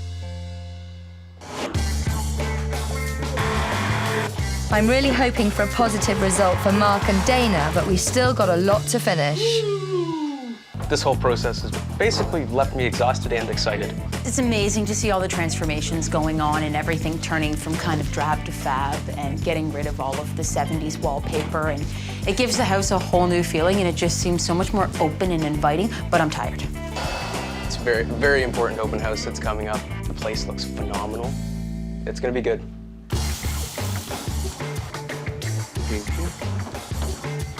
Everything's progressing here very nicely. Paint jobs are all done, the bathroom's looking fantastic.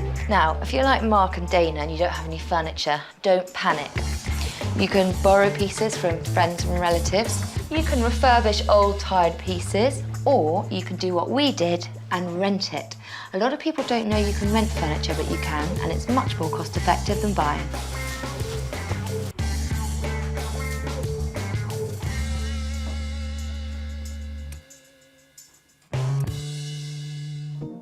This house has a lot going for it, but just as much going against it. We had a little bit to do in a lot of rooms, which made this a very unique and challenging makeover.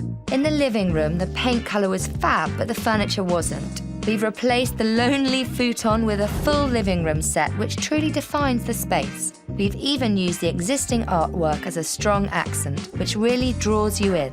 We've continued with rich, dark wood furniture in the dining room, and we've replaced the old stained glass lighting fixture with a much more contemporary piece.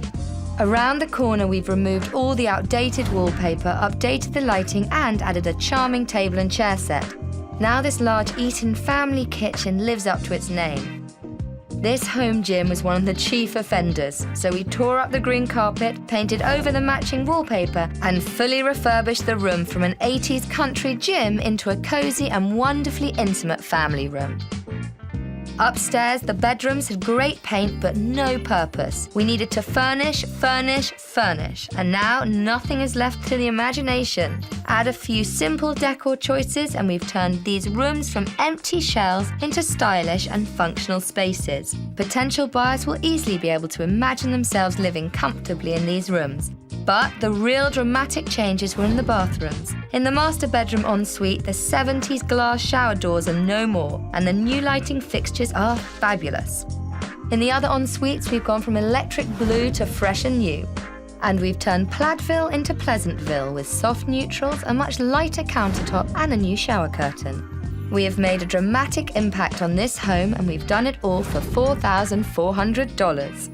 Mark and Dana's house looks incredible, but there's no time to rest on our laurels. We can never be too prepared for an open house.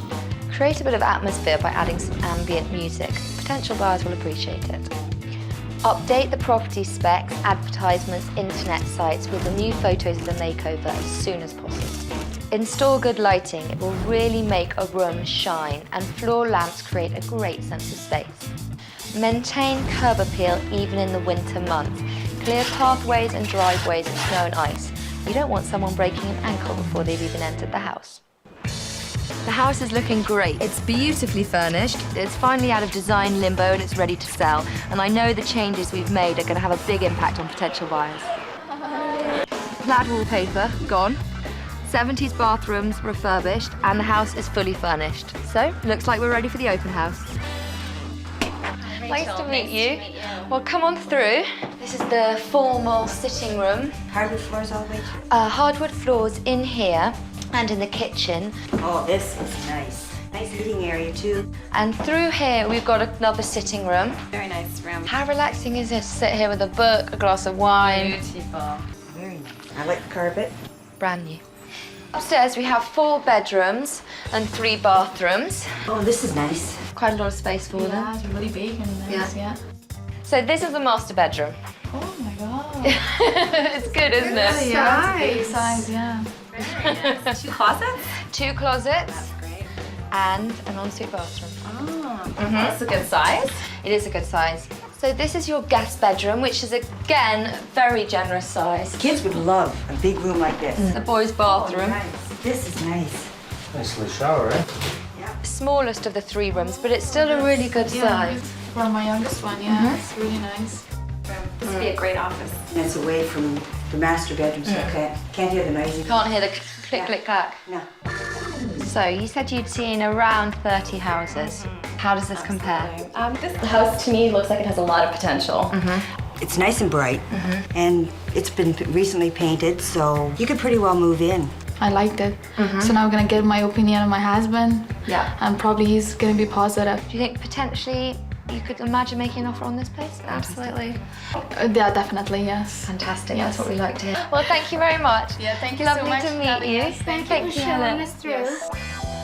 So nice to be able to finally sit down on some furniture. Yes, definitely. I think it made a real difference. Oh yes, definitely. We got a great open house. We got great potential buyers. What do you think the biggest changes have been? The furniture, you know, people see functionality. Even though you have the furniture, people see that there is a lot of space, living space.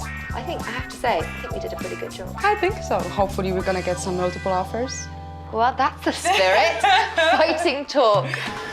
I'm really pleased with the work we've done. We've turned this big old empty house into a warm home with functionality and coherent updated design.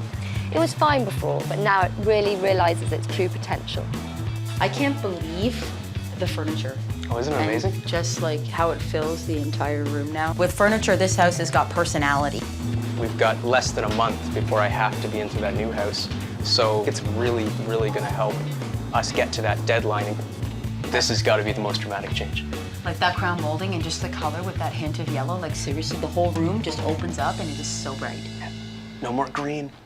Now that this big empty house has great furniture and streamlined styling, it's got as much life and energy as its owners. Potential buyers are coming in droves, and that means Mark and Dana are not far away from realizing their dream. A new life and a new home. What could be better?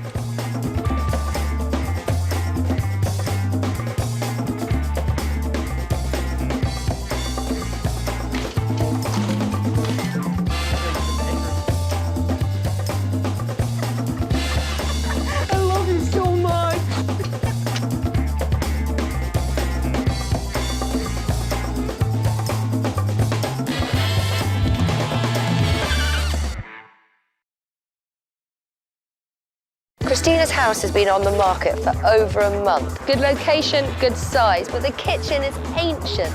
You can see the piping in there, and also quite a lot of piping over there. That is not a good look. No wonder this house is attracting so many flippers. I have to sell this house as soon as possible.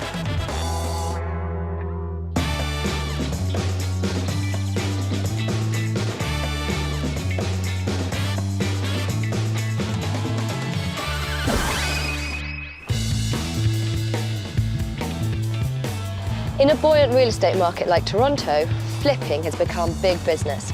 Flipping is when you purchase a property, renovate it, and sell it on immediately for profit. It can be a risky business and you need to know the market. But if you're a homeowner with a less than perfect house and you need a quick sale, it can be a viable option to sell to these flippers. But the danger is you are not going to get the asking price you want. Christina's house has been on the market for over a month, which is rare in this part of town. It's an up-and-coming area close to the Toronto downtown core. Her house is on for $279,000. Seems like a bit of a bargain. Other houses in the street have gone for between $380,000 and $480,000 in a week. But Christina's not having any of the same luck, and she's got to sell soon because she's moving out of town with her son, Alex, and she's getting married in a couple of months. I'm a bit curious about this one. I don't know why it's not selling, but hopefully with our help, we should turn it from unsellable to sold. I'm from Romania. I decided to come to Canada for a better life. I was 8 months pregnant. I came, not knowing anybody, started a whole new life. What? You want some milk too? I bought this house 2 years ago. I'm getting married, and I have to sell this house as soon as possible. I only got 2 offers that are too low for this house, for this location. I am very surprised. When I sell this house, I will be very, very sad. It is my first house. It's something that I did on my own. But at the same time, I will feel relieved. I can go and move on, and I can go for the next step in my life. Christina bought her house 22 months ago for $235,000, and now it's on the market for $279,000, which is bang on really. However, after one open house and close to 70 viewings, she's only had 2 offers from flippers at $240,000 and $250,000, and she's not going to accept that. Either there's something really wrong with the house, or there's something that's putting potential buyers off. Hi, I'm Sophie. I'm Christina. Really nice to meet you. Nice to meet you. Oh, come in. Thank you. This is the living room. Well, it's a lovely big room and nice high ceilings. Good to see you've got a fireplace. That's a nice selling point. You should probably make more of it. Make it more of a feature in the room, because at the moment it's hidden by that big old sofa. Now, what is this extraordinary looking device? This is the doorbell. Does it work? Yes, it does work. And the noise that it makes is just like this. Right. And I can hear it from the whole house. And I know that somebody's at the door. And this is the kitchen. Nice, a good sized kitchen, but it's not a new kitchen. You can see the piping in there, and also quite a lot of piping over there. That's the hot water heater. It's always good to show people when they come around a house that the boiler is new, but maybe if we box it up a little bit. I mean, this kitchen, it does have a lot of charm actually, but I do feel like I've gone back in time about 60 years at least. The good thing about it is it's a good size and it's got natural light. Yes. So we can work with it. Okay. Okay. I'd really like to see upstairs. Okay. After you. Let's go. I'm glad we're going upstairs. So I wanted to point something out that I noticed earlier when I first walked in, but I didn't want to, you know. That is not a good look. I think we can take one out. 2's just greedy. Up here we have 3 bedrooms. This is my son's room. It's typical boys' room, cars, robots. That's right. And this is my bedroom. Fair size, definitely, but there's not really a continuation in the colour palette. Blue, black, pink, purple, brown. And I don't know if we can do anything about the strip lighting, but I hope we can. It's bright. I can read it in the evening before I go to sleep. So. That you can. It's incredibly bright. Well, where are we going next? Spare bedroom. Again, nice big size, but I don't think it looks as big as it could because of the furniture. Okay. But not too much work. And I think the stuffed dogs are going to have to go. It doesn't really scream chic bedroom, does it? Now I've had a look round, I've got a clearer picture of why this house isn't selling. Oh, good. I think what would be good if we had a sit down and we can just go over the things we need to change, and okay. Well, you can tell me what you think. Okay, perfect. Okay, let's do it then. I am not surprised that this house is crawling in flippers. Good location, good size, but the kitchen is ancient. No wonder the first-time buyers are running for the hills. I think we've got our work cut out with this one. You're a pretty ambitious lady. Getting married and moving house at the same time. Yes, I do. So it's exciting times. Yes, it is. A new start in life. What we need to do is to make this house appeal not just to flippers who are going to put in low ball offers, but to first-time buyers. I think the problem at the moment is a lot of first-time buyers are walking in and being put off by the amount of work they have to do. The good news is upstairs easy peasy. Window dressings, new linen, painting, making it modern and sleek. In the foyer, we need to turn it from whoa to wow. It's the first thing people see, so it needs to be impressive. The bulk of the work that we're doing in the house, as you know, is on the ground floor. The kitchen, the most important room in the house in my opinion. We're just going to make it look modern, so it doesn't look like a pre-war kitchen. World War II. Okay. So it looks, that sounds better. Yeah. What we want to do is cover up all the exposed piping, modernise the cupboards, and we're taking the table that's in there, putting it in the dining room in here, and giving it kind of jazzy, modern cafe table. Okay, that sounds good. Sounds exciting. It is exciting. I'm glad you're excited. In here, we're going to remove the furniture, replace it with smaller pieces which will be more in keeping with the size of the room, make it look bigger rather than smaller. And we're going to make a real focal point of the fire. So when people walk into this room, they go, wow, lovely high ceilings, fantastic fireplace. All the work we're doing over the next couple of days is to make this house appeal to the first-time buyers rather than the flippers. So people aren't scared off by the amount of work. Let's go and do it. Yes. I have my opinion on why this house is unsellable. I'd really like to talk to Christina's real estate agent, Hans, and get his thoughts on the situation. Also ask him why this house is attracting so many flippers. Thank you for coming, Hans. I wanted to get your professional opinion because you know this house back to front. Who do you think this house would appeal to? This house really appeals to first-time buyers and flippers. And flippers. We've had 70 showings and they just, I think out of 70, probably 50 were first-time buyers, but they were put off because of the work. Unfortunately, no offers from first-time buyers. Majority of the people like the location, the neighborhood, but they're not happy looking at the house the way it is.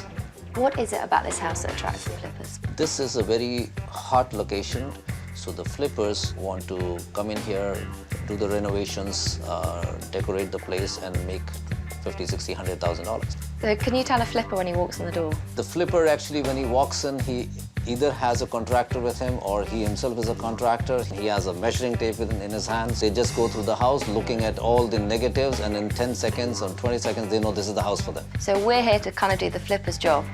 Well, we better get on it then. Let's hope Christina is able to break even, if not make profit. I've spoken to Hans, and he's with me on this one. We both think that potential buyers are being scared off by the amount of work they think needs to be done. But Christina hasn't had the time or the money to carry out these small changes, so I'm really pleased we're here to help her and Hans get this place sold. Because I want her to start her new life without this house hanging around her neck. I brought you to this house, Christina, because it's similar to yours, but it shows really, really well, and I think it will give you an idea of what we're talking about. It's not brand new, but it's fresh enough to appeal to first-time buyers. The trim's nice, neutral colours. Also, the sitting room has a bit more of a focus, and that's what we want to do in your house by moving the sofa and making the fireplace a feature. Now, through to the kitchen, as you can tell, it's not a new kitchen. But the thing about it is there's no exposed piping, it's a nice colour. The finishing touches are complete, because I think your kitchen's scaring off some of the first-time buyers. So upstairs, it's similar to your house, 3 bedrooms, bathroom. Now this is the master bedroom. Clean, freshly painted, simple, decluttered, basically ready to move in. What we want to do is we want to move from flippers to first-time buyers, and to do that, we need to make sure the finishes are complete. One thing that this house has going for it. Everything's just done, it's move-in ready. This house sold for almost double the price of your house. What? In 3 weeks. You're gonna do that to my house? We're gonna do our very best to make your house shine. We've got a lot of work to do to make Christina's house first-timer friendly. And general contractor Anthony says is just the man for the job. Anthony, come in and give us your synopsis. It's a bit of a mess. It is. Yeah. Okay, there's a couple things that I noticed. First, the faux brick wallpapering. It's gotta go. So instead of taking it all off, we'll just cover it with some tongue and groove pine. Well, that would look really nice, and it will look kind of country cottage as well, which will be good. Yeah. Match outside of the house. That sounds good. And the next thing was the fireplace that I noticed. Okay, the cover is a little big and intrusive in the room and very outdated. So we'll just remove it, and then we'll use marble which is non-combustible, and then we'll transition to wood, right? The marble is gonna look really beautiful in the end too. Good. So the kitchen is the major project. How are you going to turn that from pre-World War II to present day? Well, the hot water heater is a start. We need to box that in. We're gonna build some shelves beside the heater as well. Nice. Right? The cabinets, they don't go all the way to the ceiling. So I think we'll just box with MDF up to the ceiling. There's a lot of pipes that's exposed in the ceiling and holes that are there as well. Right. So we'll just try and close all that off and just clean everything up and make it look much nicer than what's there. Upstairs is just cosmetic stuff. New window treatments. I think we're going to take away some of the furniture to make the rooms look a bit bigger. Declutter Alex's room. Okay. And having said that, I think we've got a lot of packing to do. Too much. Too much? Yeah. Well, I think we should get started then. Okay.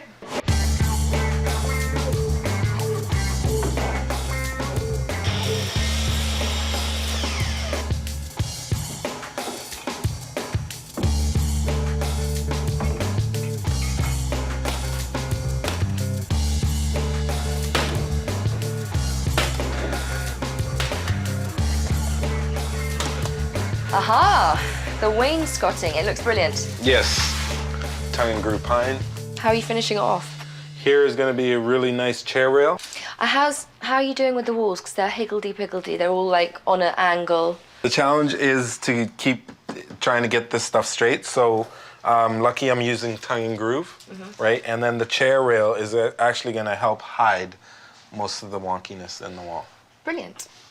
Rock. Rock on. Yes. Cool.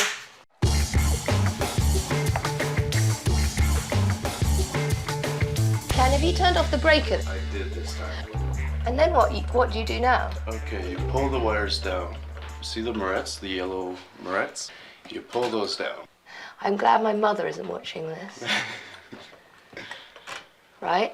Right, and now just pull the wires off. Now I just pull the wires off. Wow, look at that! Wow, that's amazing.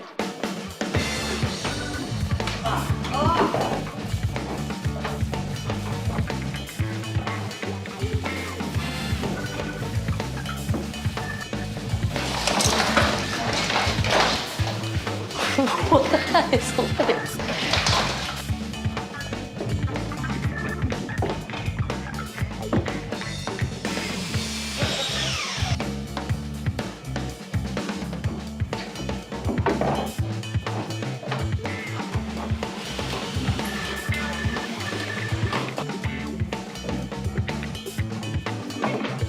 So, marble is done. I've lined it with cement board, steel studs, non-combustible material. So, this I'm gonna take and I'm gonna use it here. Right. Right? I broke this piece of marble, so I'm just gonna use the broken pieces and make a heart.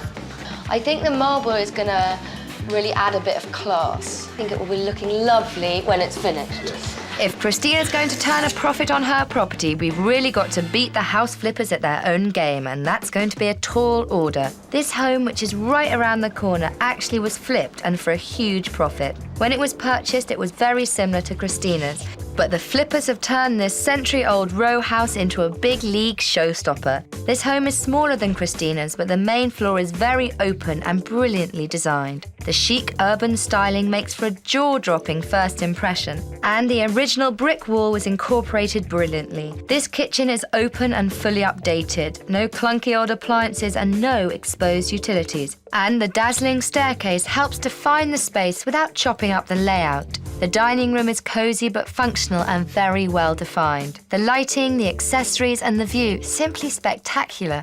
The design theme continues on the upper floors, where clean and fresh paint colours provide a high contrast canvas for the dark, contemporary furniture and accessories. The bathroom is small but superbly designed. It was truly a rags to riches story for this old row house. This must-have property sold in 9 days for well over the asking price.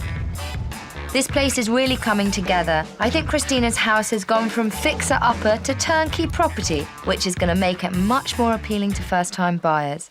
The exterior of Christina's home was a bit of a cottagey feel, so we used that charming spirit as a jumping-off point.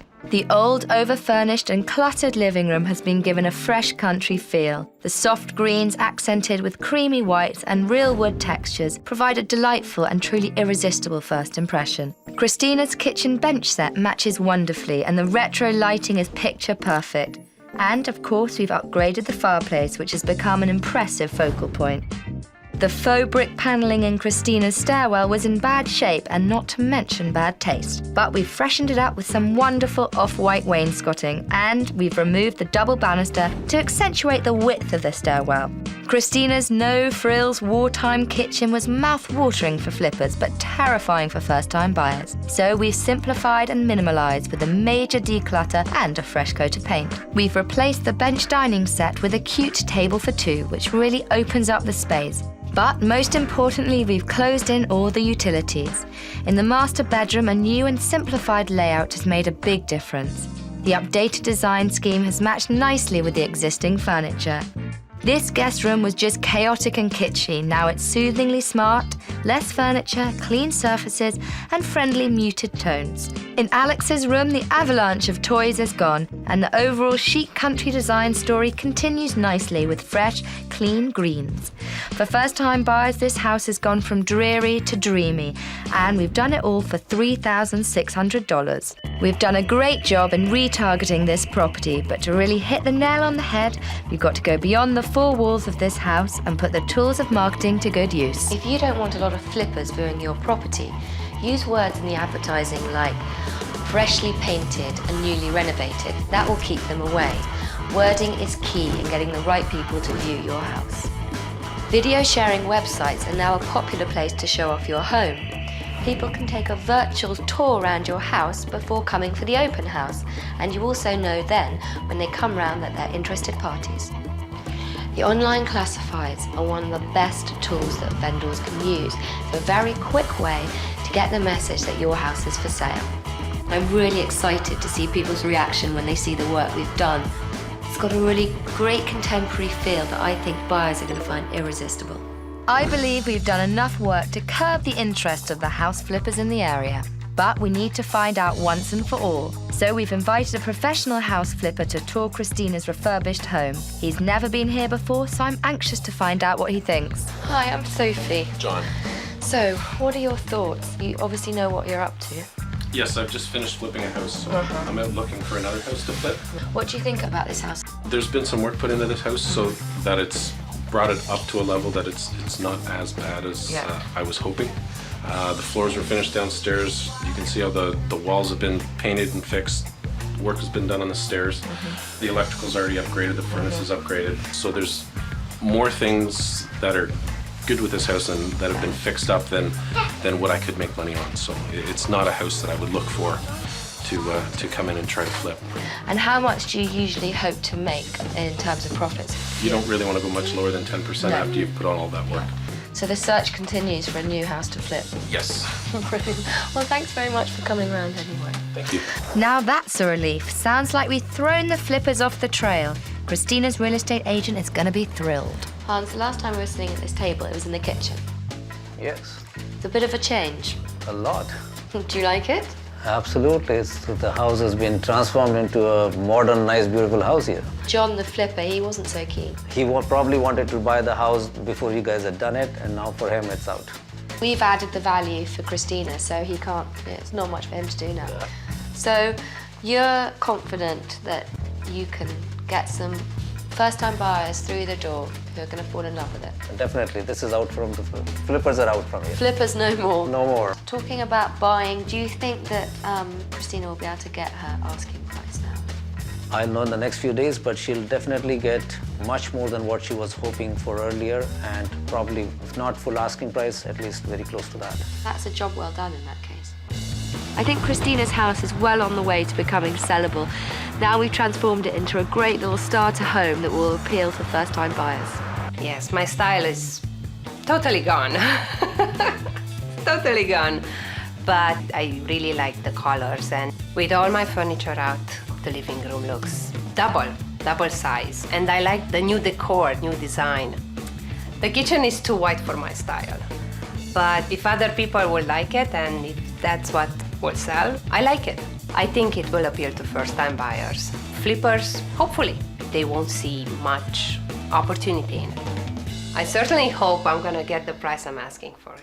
Since the dramatic transformation of Christina's charming old home, it's been attracting a lot of attention. What's more, the attention's been coming from real home buyers instead of flippers. Great news for Christina, because not only is she likely to make asking price, but her and her son Alex will finally be able to embark on the next leg of their remarkable journey together. Okay, I'm gonna go from but.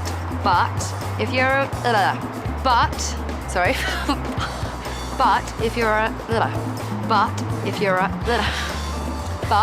if you're a what is wrong with me? But if you're a I can't do it now. But if you're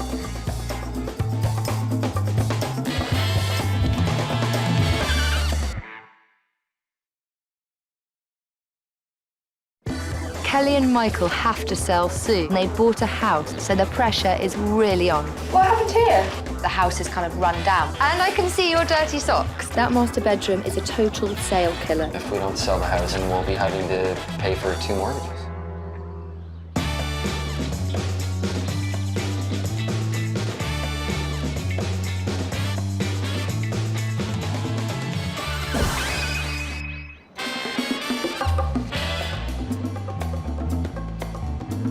Spring is finally here. Things are blooming and so is the property market. Even so, if you're selling your home, you've got to make sure the finishing touches are complete. Unpainted wall here, unfinished ceiling there. It might not seem like a big deal, but in a competitive market, every detail counts. If your house is unfinished, potential buyers might just walk out the door, down the road, and buy the next house that is.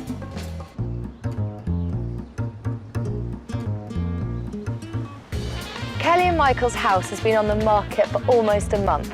That might not sound like a huge amount of time, but this is one of Toronto's most up-and-coming areas, and houses are selling in a matter of days for over the asking price. Kelly and Michael have to sell soon.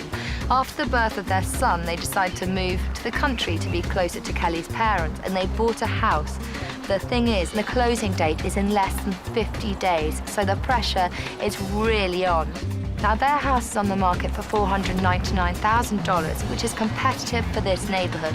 I'm really keen to find out why this house is unsellable.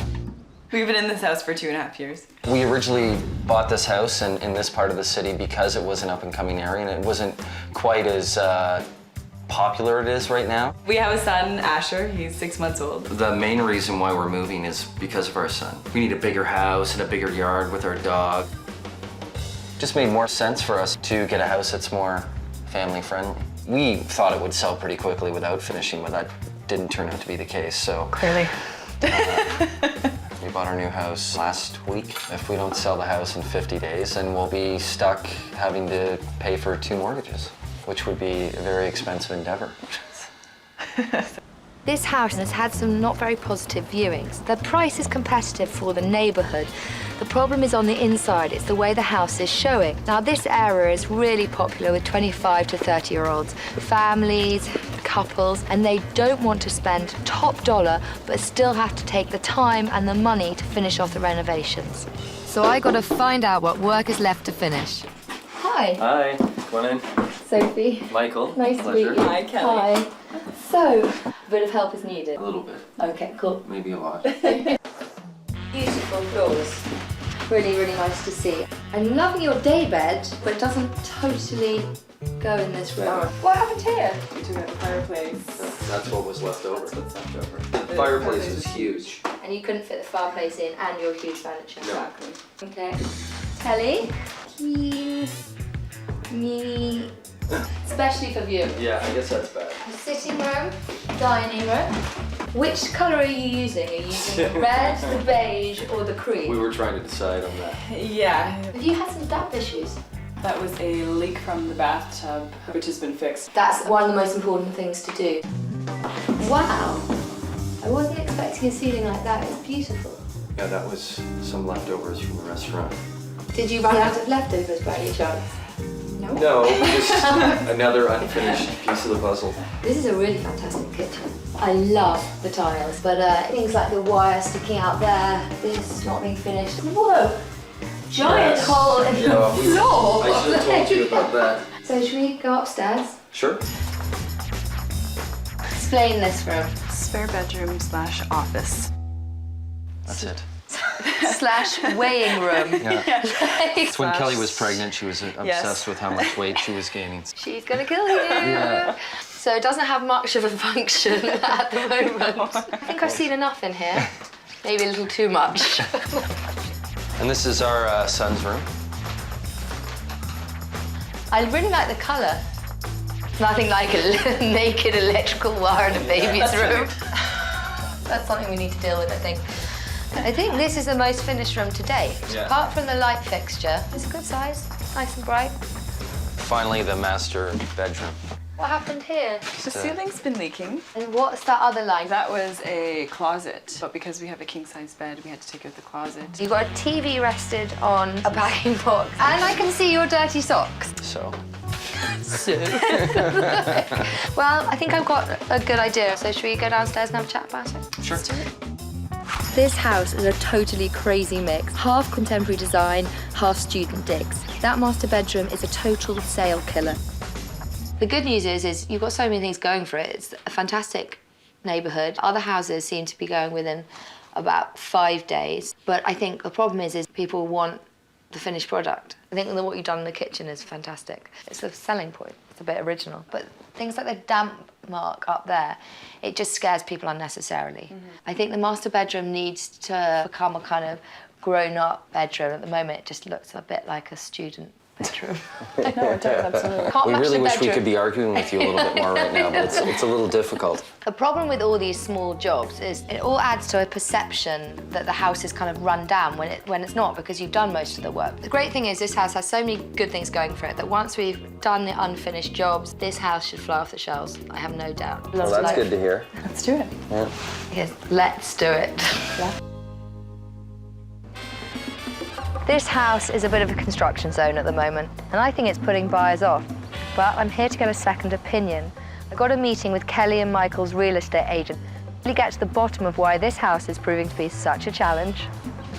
Lynn, how long has this house been on the market for? It's been on the market 30 days now. 30 days, which is definitely longer than average. Usually in this area, it's about 2 weeks for them to sell. And sometimes they can sell in literally days. It's on the market for $499,000. Could that possibly be a contributing factor? It's priced well for the area, but also the house has to show up to that price range. It should look like it's in move-in condition, and there's a lot of details that really should have been looked at prior to listing. If they finish all the detail work that needs doing, I'm totally confident that we can sell the house. The devil is in the details. It's true. Yeah, it's very true. The changes Kelly and Michael have made to their home are exactly the type of changes that will appeal to potential buyers. And I reckon if they'd actually finished off the job, this house would have sold in a matter of days. So with that in mind, I'm off to show them a comparable house to drive home the point that you've got to finish what you start. Okay, what are your thoughts on the room? It's smaller, living room-wise, but it looks like a model suite. yeah, it's put together. It's nice. This furniture kind of dominates the room, but the floors are all done, the paint job is completely finished. This house is basically ready to roll. Anyway, the kitchen is where this house really proves the point. This kitchen is finished. There is no gaping holes in the ceiling. It doesn't scare anyone off. It's not as nice as yours, but it doesn't matter because yours isn't finished, and that's the only thing that people are saying at the moment. Anyway, should we go upstairs? Okay, relatively the same size as our spare. Maybe a little bit smaller. But clean and finished. Yes. Home office, light fixtures, all screwed on, and in the ceiling. Yeah. So the master bedroom. This room shows well. It's got matching linen, everything's neat and tidy. You can't see any clothes, any laundry, the ceiling's completed. The problem with your bedroom as it stands at the moment is it really lets the house down because it just doesn't look like the bedroom you expect to find. You expect to go upstairs and see something, along these lines. Yeah. So now you've seen the house, what are your thoughts? It's finished, it's put together, it's a good comparison. This house is not as big as yours, but it sold for close to listing in 3 days. Right. Which just proves beyond all doubt that the finishing touches matter. Absolutely, yeah. Well, let's go and deal with it then. Sounds Okay. good. It's time to call in general contractor Anthony Sayers to help Kelly and Michael finish what they've started. Anthony, you've met Kelly and Michael. Hi. Anthony, our superstar contractor. What I'm doing now is I'm actually measuring for a new headboard. It will give it a more finished look. That's the first thing we're gonna do up here. Also, it looks like you removed a closet from here before. We did. The ceiling just needs to be finished. Over there, the closet, we're gonna take down the rod and your curtains and get a new unit and slip it into the alcove. That will have doors and be more concealed to put your clothes in and stuff. So your socks will not be on display anymore, Michael. Do you think you can live with that? Maybe. Okay. In the nursery, you have a light switch, just the wires are hanging out. So we'll address that. We'll put a new switch and a new light fixture. Going downstairs, there was a fireplace that you had in your living room. I think we need a new focal point as you walk into the room. We're gonna use the hearth and cover the hearth with some new slate tiles, create like a floating shelf, and then we're gonna put a big mirror.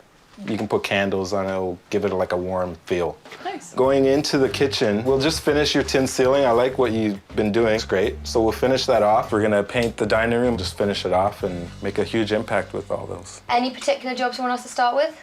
Pick a room.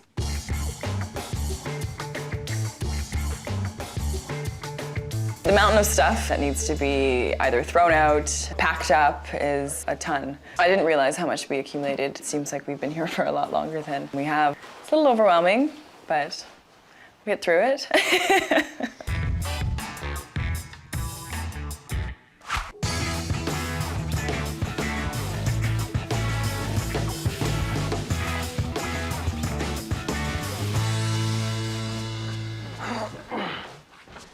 Hope you've been doing something useful upstairs. I'm doing all the work here. Really? Yeah. Look at I'm filthy. You don't look like you have a paintbrush in your hand? There's paint here. I think that looks like old paint because we're not painting anything red, so you're totally busted. What are you doing next? I'm helping you. Okay, I'm cool. doing it. Yep. Okay. See ya, Michael.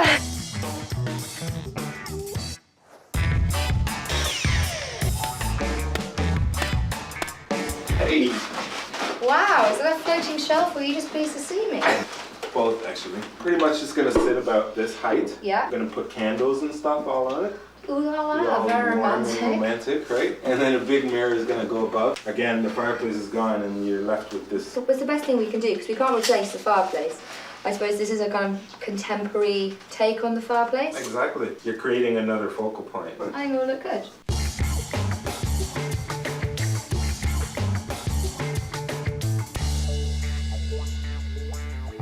The house is shaping up wonderfully. Things are leaving and never gonna come back. Bins and bins of things we don't even use, never even put out.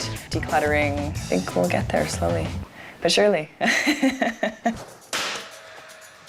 Ah, the Tin Man has returned. Yeah, Tin Man. Does that mean I'm the Wicked Witch of the West? No. Hope not. So these are the corner pieces that Michael, the homeowner, has left. The ceiling is really nice, but it's just unfinished. Light as a feather. Yeah, and easy to install. It's not your typical ceiling because this is very expensive stuff. How much? Just under $1,000. $1,000. That's a lot of money. I don't think it would add $1,000 to the asking price, but unfinished ceiling definitely takes at least $1,000 off. That's for sure. For sure. Go on then, I want to see how easy it is. Okay. Okay, come up and just hold for a second. Give me a hand. Oh, sugar. Fancy glasses. Just made a mark on the wall. Oh, that's okay. We'll have to do touch-ups after anyway. You want to fire it? No? No, absolutely not. God, I don't have any safety glasses on. Oh, that's okay. I do. You're fine. Yeah, I can see. I've just been up to the master bedroom. Very swanky headboard. All it is just 2 hollow core doors and then 2 pieces of wood on the back screwed together and some paint. Under $100. Not awesome? That is awesome. Finishing touches are going to make all the difference in Kelly and Michael's house. This similar-sized house not too far from their home proves that point. The living room's luxurious cream-coloured paint shows it off to its full potential. The furniture fits in perfectly, and this finished fireplace is the focal point. It adds warmth and character. The paint colour continues through into the dining room, which unifies the 2 rooms and helps highlight the dark, rich coloured dining room furniture. In this room, the accessories are the final added touch that gives the room a design magazine-like feel. The galley kitchen's mocha walls enhance the freshly painted cabinets, and the bar-like table and chairs is a great place to enjoy a casual breakfast. Upstairs in the master bedroom, paintings over the bed replace the need for a headboard, and fluffed-up pillows draw the eye to the beautifully made-up bed. It's important to show off the guest room or spare room in a house on the market, and this one does not disappoint. Warm brown tones on the wall, accented with beige and brown bedding, gives it a cohesive feel. Paying attention to detail was an important factor in getting this house sold.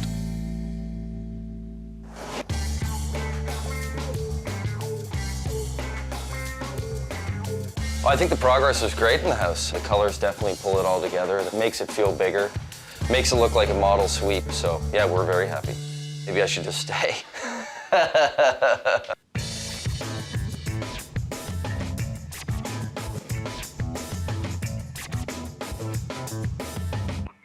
Kelly and Michael need a quick sale so they can get on with their new lives in the country.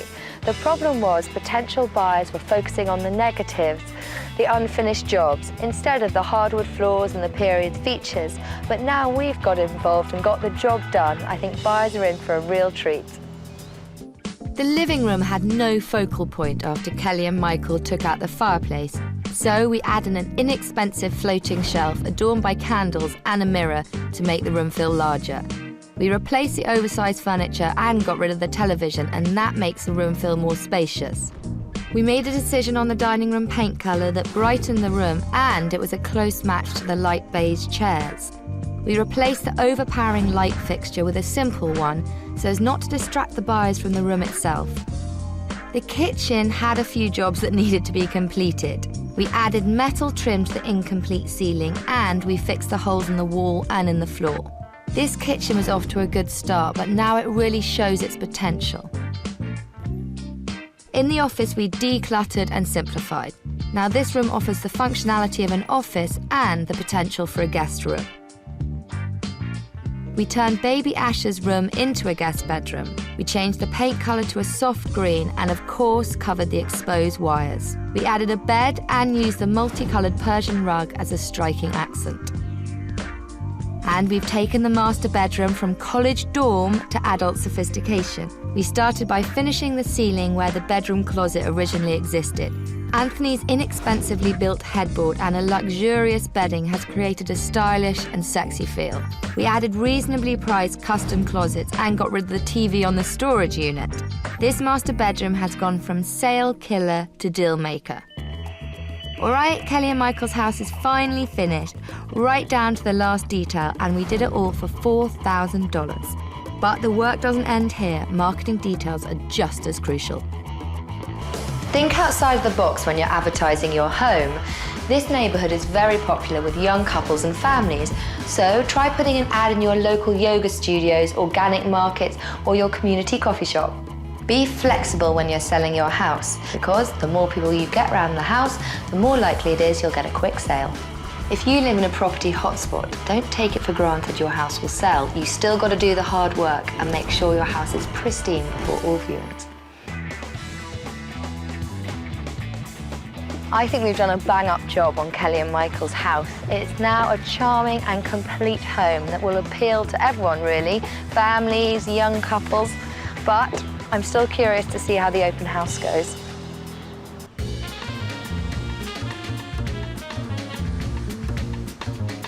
Well, come in. Very nice crown molding. Wow. Yeah, I like the light that's flowing through too. That's very nice. Mirror really helps opening up the room, doesn't it? Yes, it does. So are you looking for yourselves, for a son? For your son? Yes. How old's your son? He's 32. 32.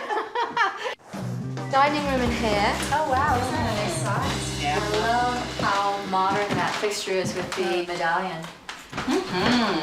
Gorgeous. Wow. Wide open. So this is the kitchen. I really like this. That's really nice. And a tin roof. Yeah. Pretty impressive. It is lovely. But there's lots of light. It's not a huge kitchen, but it looks huge. So far, so good. It seems like people are really taking notice of the finishing touches. Guest bedroom. Nice tall ceiling. Oh, lovely. So I saved the best till last. Lovely colours. Again, it's a huge bedroom. Yeah. Loads of storage because you've got this cupboard and then you've got two on either side. Oh, this is really nice. So this is built in and it's kind of... There's two built-ins, so his and hers built in. Very nice. So you said you're looking for an investment property. That's right. That means you probably go to quite a few open houses. Yes, we do. Now, how does this house compare? For me, there's a real flow through, which is very interesting because sometimes the homes don't have that. And I think it's ready to move in. All the finishing's been done. It's beautiful. So have you seen quite a few houses already? We've seen a few, yeah. So how do you rate this? This is in good shape because we've seen some that are not. And the asking price? The asking price is $499,000. Okay. So that's kind of our top range. If this is the top end of your budget, the good thing about this house is you don't have to do anything. You should definitely come back for a second viewing. It's very nice. What do you think about the decor? It's definitely something you could work with and move in and not have anything really to do. Will you be bringing your son back? Yes. So would you consider coming back for a second viewing? We might, yeah. Yeah, I would. Potentially an offer in the pipeline? Could be, yeah. Yeah, absolutely. Nice to meet you as well. Well, our work here is done. I think Kelly and Michael have a much better chance of selling their downtown gem and realising their country dream. Now that the finishing touches are complete, potential buyers can see all this house has to offer. I definitely think that this house has gone from unsellable to sellable. It looks amazing. I was super excited when I came in. The house feels bigger, the rooms flow. It's a totally different house. It turned out great. We're very happy, very impressed with how much could actually be accomplished. I think we learned when you are working with a budget that it's easy to do little things and have them be extremely effective. Yeah, all the work was definitely worth it. Yeah, absolutely. For us now, it's almost like we don't even want to come back until the house is sold and just leave it exactly as it is. I'm really confident that it'll sell quickly. We can move on to our new home and hopefully carry some tips from one house to the next. So I'm excited, really excited. After working hard to make Kelly and Michael's house sellable, market curiosity levels were energised and it wasn't long before they got a solid offer. In the end, this chic little house sold for very close to asking price. So now this charming young family is finally free to focus on their new life in the countryside. Are you getting that on camera? Oh, yeah.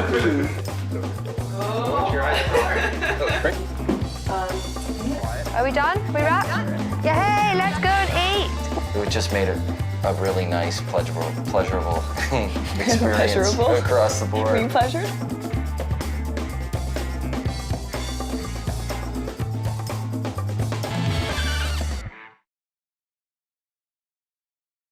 Tony and Gary's house is not a bad house. It's obvious there's a problem. Kind of lacks a bit of wow factor. It's not singing to me. We have to sell now because we could be having to hold on to 2 mortgages. The market, it's stagnating a bit. Unless we do some serious upgrading in this house, just going to merge into all these other ones.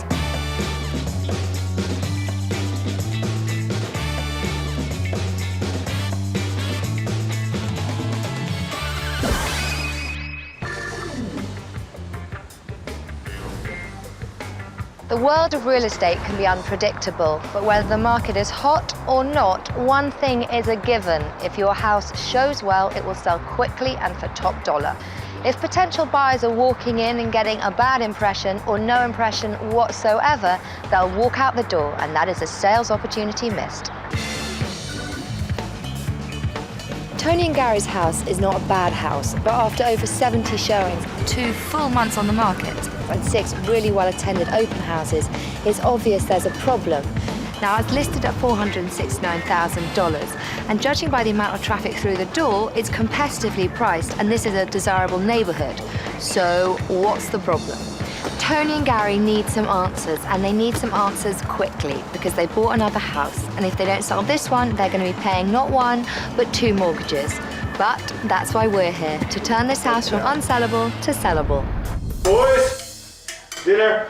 We bought the house 3 years ago. We needed more space. We were a growing family. The boys were getting bigger. This afforded us almost 1,000 square feet more than we originally had at the old house. The reason that we're moving is a new subdivision means new houses. Everything is fresh, everything is new, and there's no neighborhood feeling that I grew up with, and that's what I really like. A little bit bigger property and the bigger trees, huge trees. It's been fun planting here, and Yeah.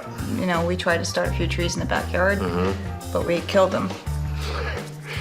We've had an opportunity to purchase on a street that we love. Decided to jump on it. We have to sell now because within 6 weeks we could be trying, having to hold on to 2 mortgages. We can't understand why it hasn't sold. The house is beautiful. I have no more ideas. This 4-bedroom family house, it's 3 years old, it's close to the town, the schools, the highway, and this makes it really popular with young families. However, the real estate market in this area has slowed recently. Houses are on the market longer and buyers have more choice. How are you, Nice to Sophie? meet you. Nice to meet you. Okay, who's going to lead the way?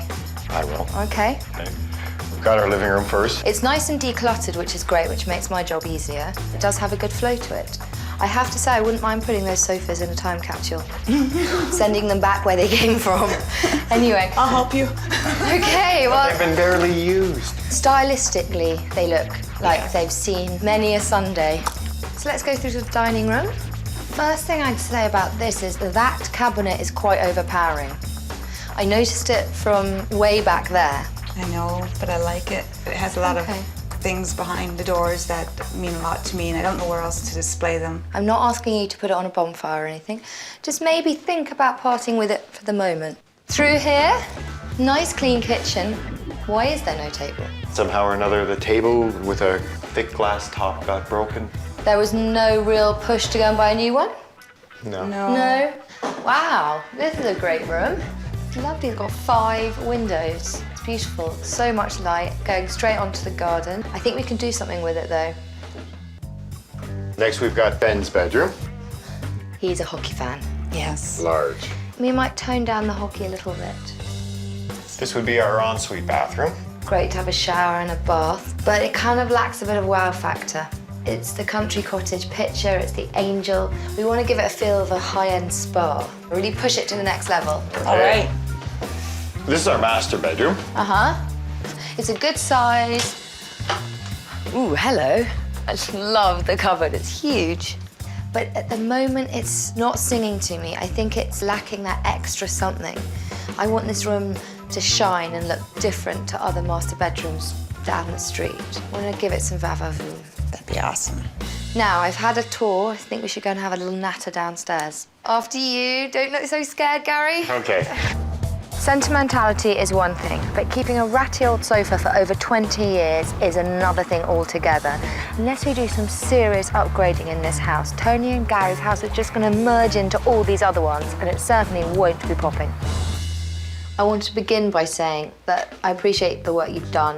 You've decluttered, which is great, and it is so clean and tidy, especially important for viewings. It's been exhausting for 2 months of running around after my kids. You said you've had over 70 viewings. Yes. That is a huge amount. That is a very high volume of viewings, and it hasn't sold. A lot of the furniture is aging the house. The sofas just look a little tatty, a little shabby. Right. We want to make it look new and modern and snazzy.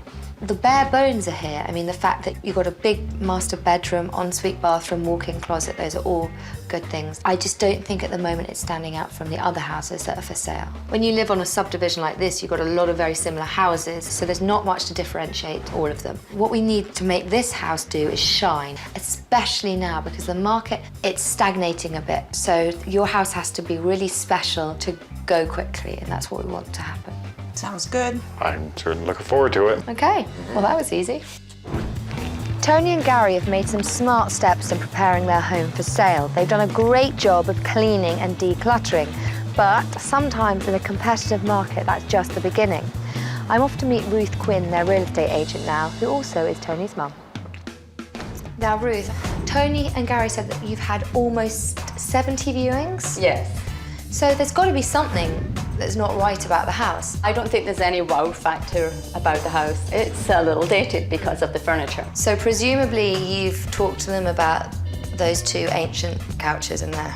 It's a joke to us that Gary won't get rid of some of the furnishings that they acquired from us. He thinks furniture is just fine the way it is. Yeah. Yeah. So when you give your advice, they're just like, oh, that's mum being fussy, rather than the advice of a real estate agent. Yeah. Now, when I came in to the subdivision, I saw there's still quite a lot of building work going on. How does that affect the situation for this house? Well, it gives us a lot more competition. This house, I think, is a great house, but we need to make it pop. We need to make it stand out from the rest, and I think it will go. You better go and make it pop then. Oh, I've changed into my jeans now, do I'm going to be helping. And then we've got the open house. Yeah. And hopefully we'll get a lot of people through the door. We should do. Fantastic. I look forward to it. Me too. There's shabby chic, and then there is just plain shabby.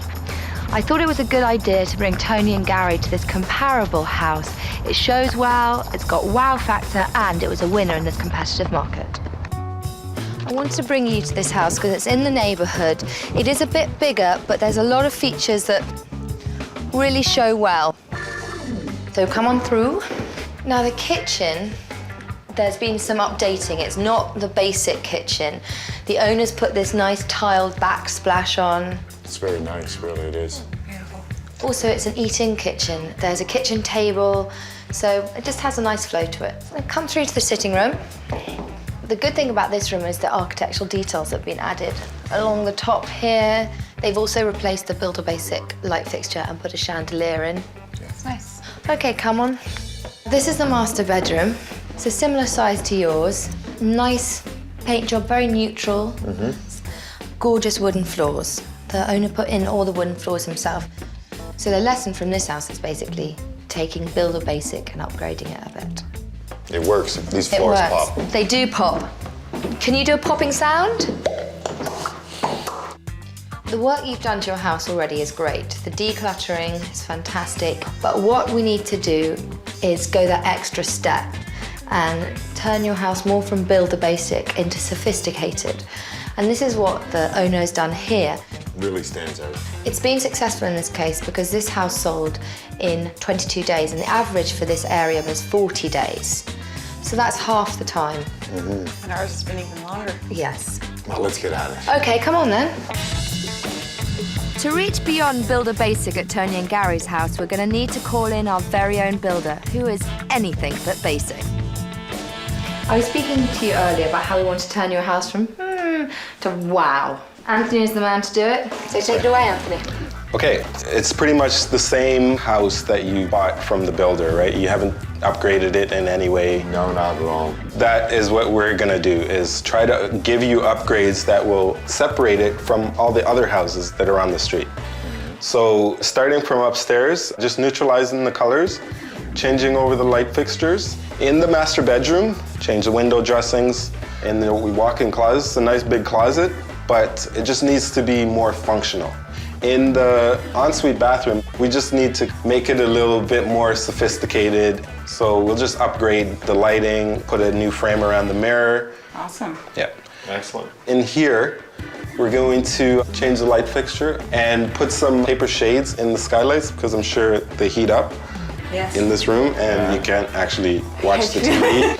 And in the kitchen also, we're gonna hang some pendant lights over the sink and change your faucets just to upgrade it a little bit. That sounds like a lot of work. Well, we better get going then. Anthony, I'll leave you to it. Come on, guys, I've got a job for you.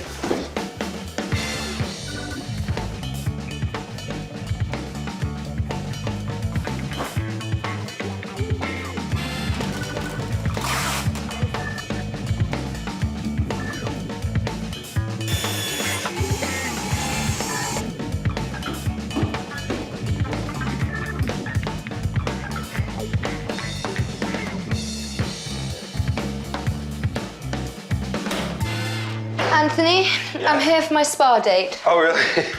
You're a little early. I am a little early. Yeah. Snazzy mirror. Yeah, I just finished staining this wood and urethane in it, so I'm just installing the frame around the mirror now. It's hot, isn't it? It is super hot. How much did that set you back? Probably maybe $50, $60. Seriously? Yeah. Because I saw pretty much that same mirror in a shop and it was like $220. I can believe that. $140 saving. Oh, it looks great too. And, oh. Over here, this, you like? I do like. Shelving. This is just some MDF that I just added to the front of the shelves to make them look chunky, more luxurious looking. And the new pot light. Yeah. That's brand new, I just put that in. Gives it a very modern look, spa-like. Spa-like. But it looks like I'm gonna have to come back for my 6 o'clock facial, which is a shame. Yes. You had your towel and everything. I did have my towel. Totally ready. Look at that, the whole clan is at work. Oh, yes. So what do you think of the room now the cabinet's not here? It's huge. Yeah, it's really big. It's pretty. Tony, so that's a thumbs up from you? Yeah, I think it's great. Makes the room look so much more elegant and spacious. What do you think about the other rooms? They're gorgeous. Beautiful. They're doing a lot of work in the master bedroom en suite. I think it's amazing the amount of work that's getting done up there. It's tons and tons, and everybody's working so hard. It's awesome. It's awesome. Well, not long to go till the open house, so we better get moving. Better get moving. I better go and do something useful.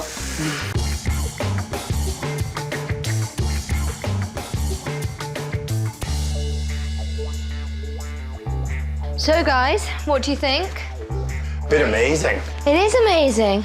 The thing I like about downstairs, or actually the house generally now, is that it's kind of quite feminine. Yes. Whereas before, I think definitely the scales would tip to the more masculine side. I'd say so. Well, you know the saying, the house is the woman's and the garage is the man's. Yeah. That's his room. The rest of the house is mine. And I go there when I'm told. Gary, to the garage. Yeah, that's right. Double quick.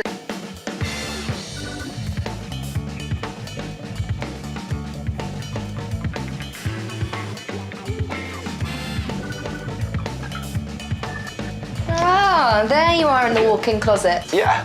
His, hers. Yep. It's all very organized. And where are the dresses going? Right here, Brilliant. because you get a full wall. Yeah. So this is where you put your shoes. No, actually, I'm building a big shoe rack right across the bottom. That's fantastic. Right? Yeah. Were they difficult to put up? No, actually, you get this whole system and then you attach the top rail, and then all these tracks just hang off the top rail. And then you can just organize it however you want. Brilliant. Yeah. Well, I'll leave you to it. Okay, thanks. Thank you. This custom closet is going to help give Tony and Gary's home a competitive edge, which can really help move a property in a slower market. This house, which is fresh on the market, has great bones, but its decor has been brought up to an elite level. The living room has a nice new trim and a great paint colour, but the contemporary furniture and updated decor gives this room the high-end finish that a shabby 2-decades-old couch just can't provide. In the dining room, it's easy to focus on the chic furniture and decor when there's no bulky, sentimental furniture dominating the space.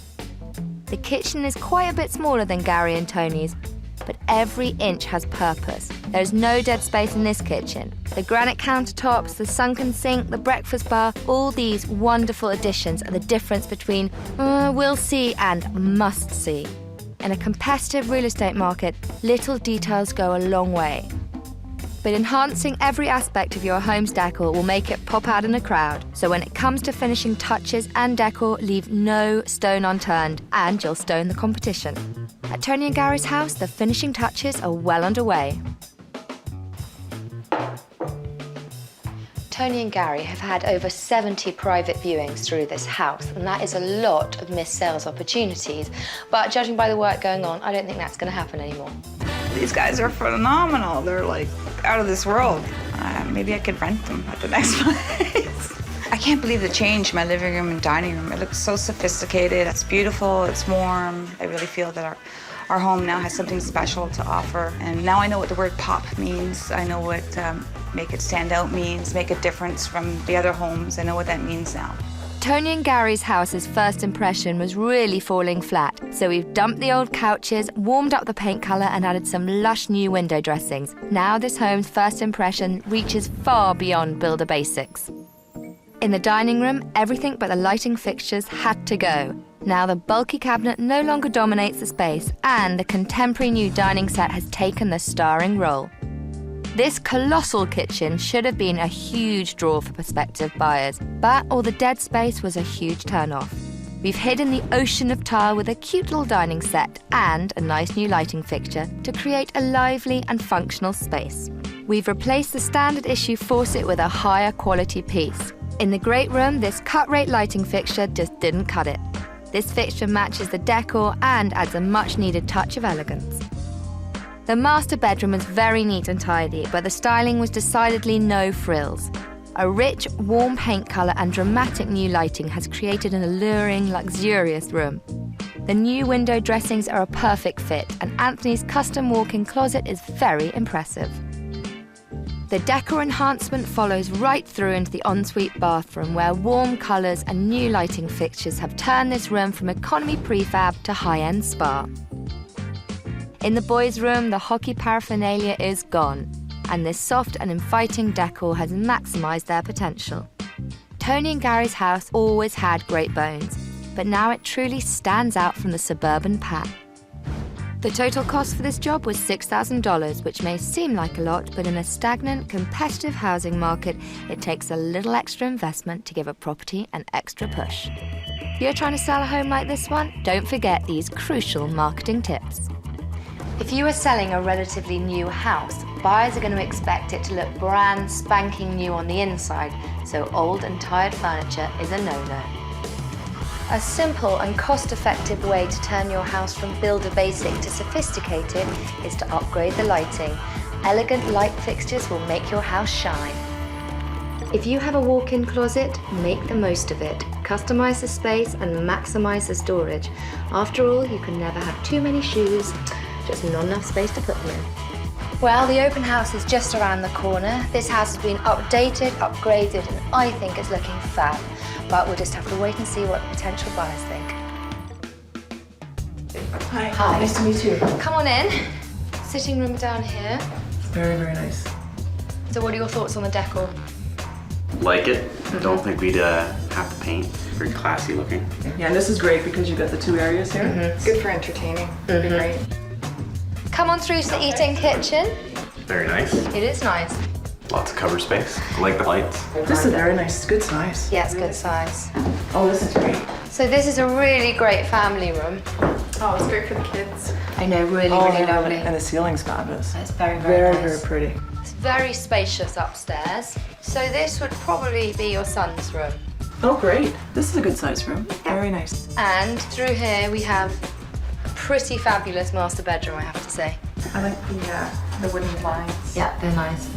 It feels private, like you're stepping out of the house into your own sanctuary. It's nice. This is one of my favorites. Wait until you see the walk-in closet. Fabulous. And here is your own personal spa. This is beautiful. This is my room. This would be for me. Oh, I like the shelving. That's nice too. Beautiful. I love this Very, room. very nice. Very spa-like. Great mirror. Yes. Fantastic. Should we go downstairs? Sure. So have you been looking for quite a while? Yes, I currently own a semi-detached up the street. So how does this compare to other things you've seen? It's calm. You walk in and the colors are neutral and subtle, and it's a very relaxing home. The master bedroom is almost like a retreat. So you think this house stands out from the crowd? I think so. It's very well put together, and it's definitely worth another look. Will you be bringing your wife back? My wife will definitely be by to see this home. The house is beautiful. It's pretty close to perfect. I would definitely buy this house because it's a newer house, great space, and everything's new. As soon as I walked in, I thought, what a great house. Brilliant. Beautiful house. Oh, thank you. Hey, nice to meet you. Nice to meet you. I think this might be one of the most successful open houses we've had. Being a real estate agent, you've seen a lot of the houses in the neighbourhood. Would you say, in your opinion, this stands out from the crowd now? Above and beyond. Yes, everybody that came just thought it was wonderful. I don't think I'll have any problem having this moved really quickly. Not everyone likes to stand out in a crowd, but when you're selling your house in a competitive market, that's what you've got to do. Judging by some of the comments we got during the open house, this home is going to be remembered, and for all the right reasons. Our transformations have turned it from average to outstanding, and from unsellable to sellable. Changes are unbelievable. I never would have expected that all this work could have been done. I'm going to bring some ideas with me to the next place. I think people are just going to be in awe. It's a jewel now. It's a treasure amongst all these other homes. I think there might be some competition. Well, there was competition. Prospective buyers came out in droves immediately following the open house. In fact, Gary and Tony quickly received 3 registered offers and found themselves in the extremely fortunate position of accepting the highest bid. Reaching beyond builder basics, sold this property in 24 hours. What an incredible success. Okay, not the sexiest equipment, it has to be said. Come on, guys, give me what you got. I'll show you little people. Okay, you got one more try to get it in. Oh! Okay, one more. I can say one more. Oh, thank you very much for it. Okay, I think I proved my point.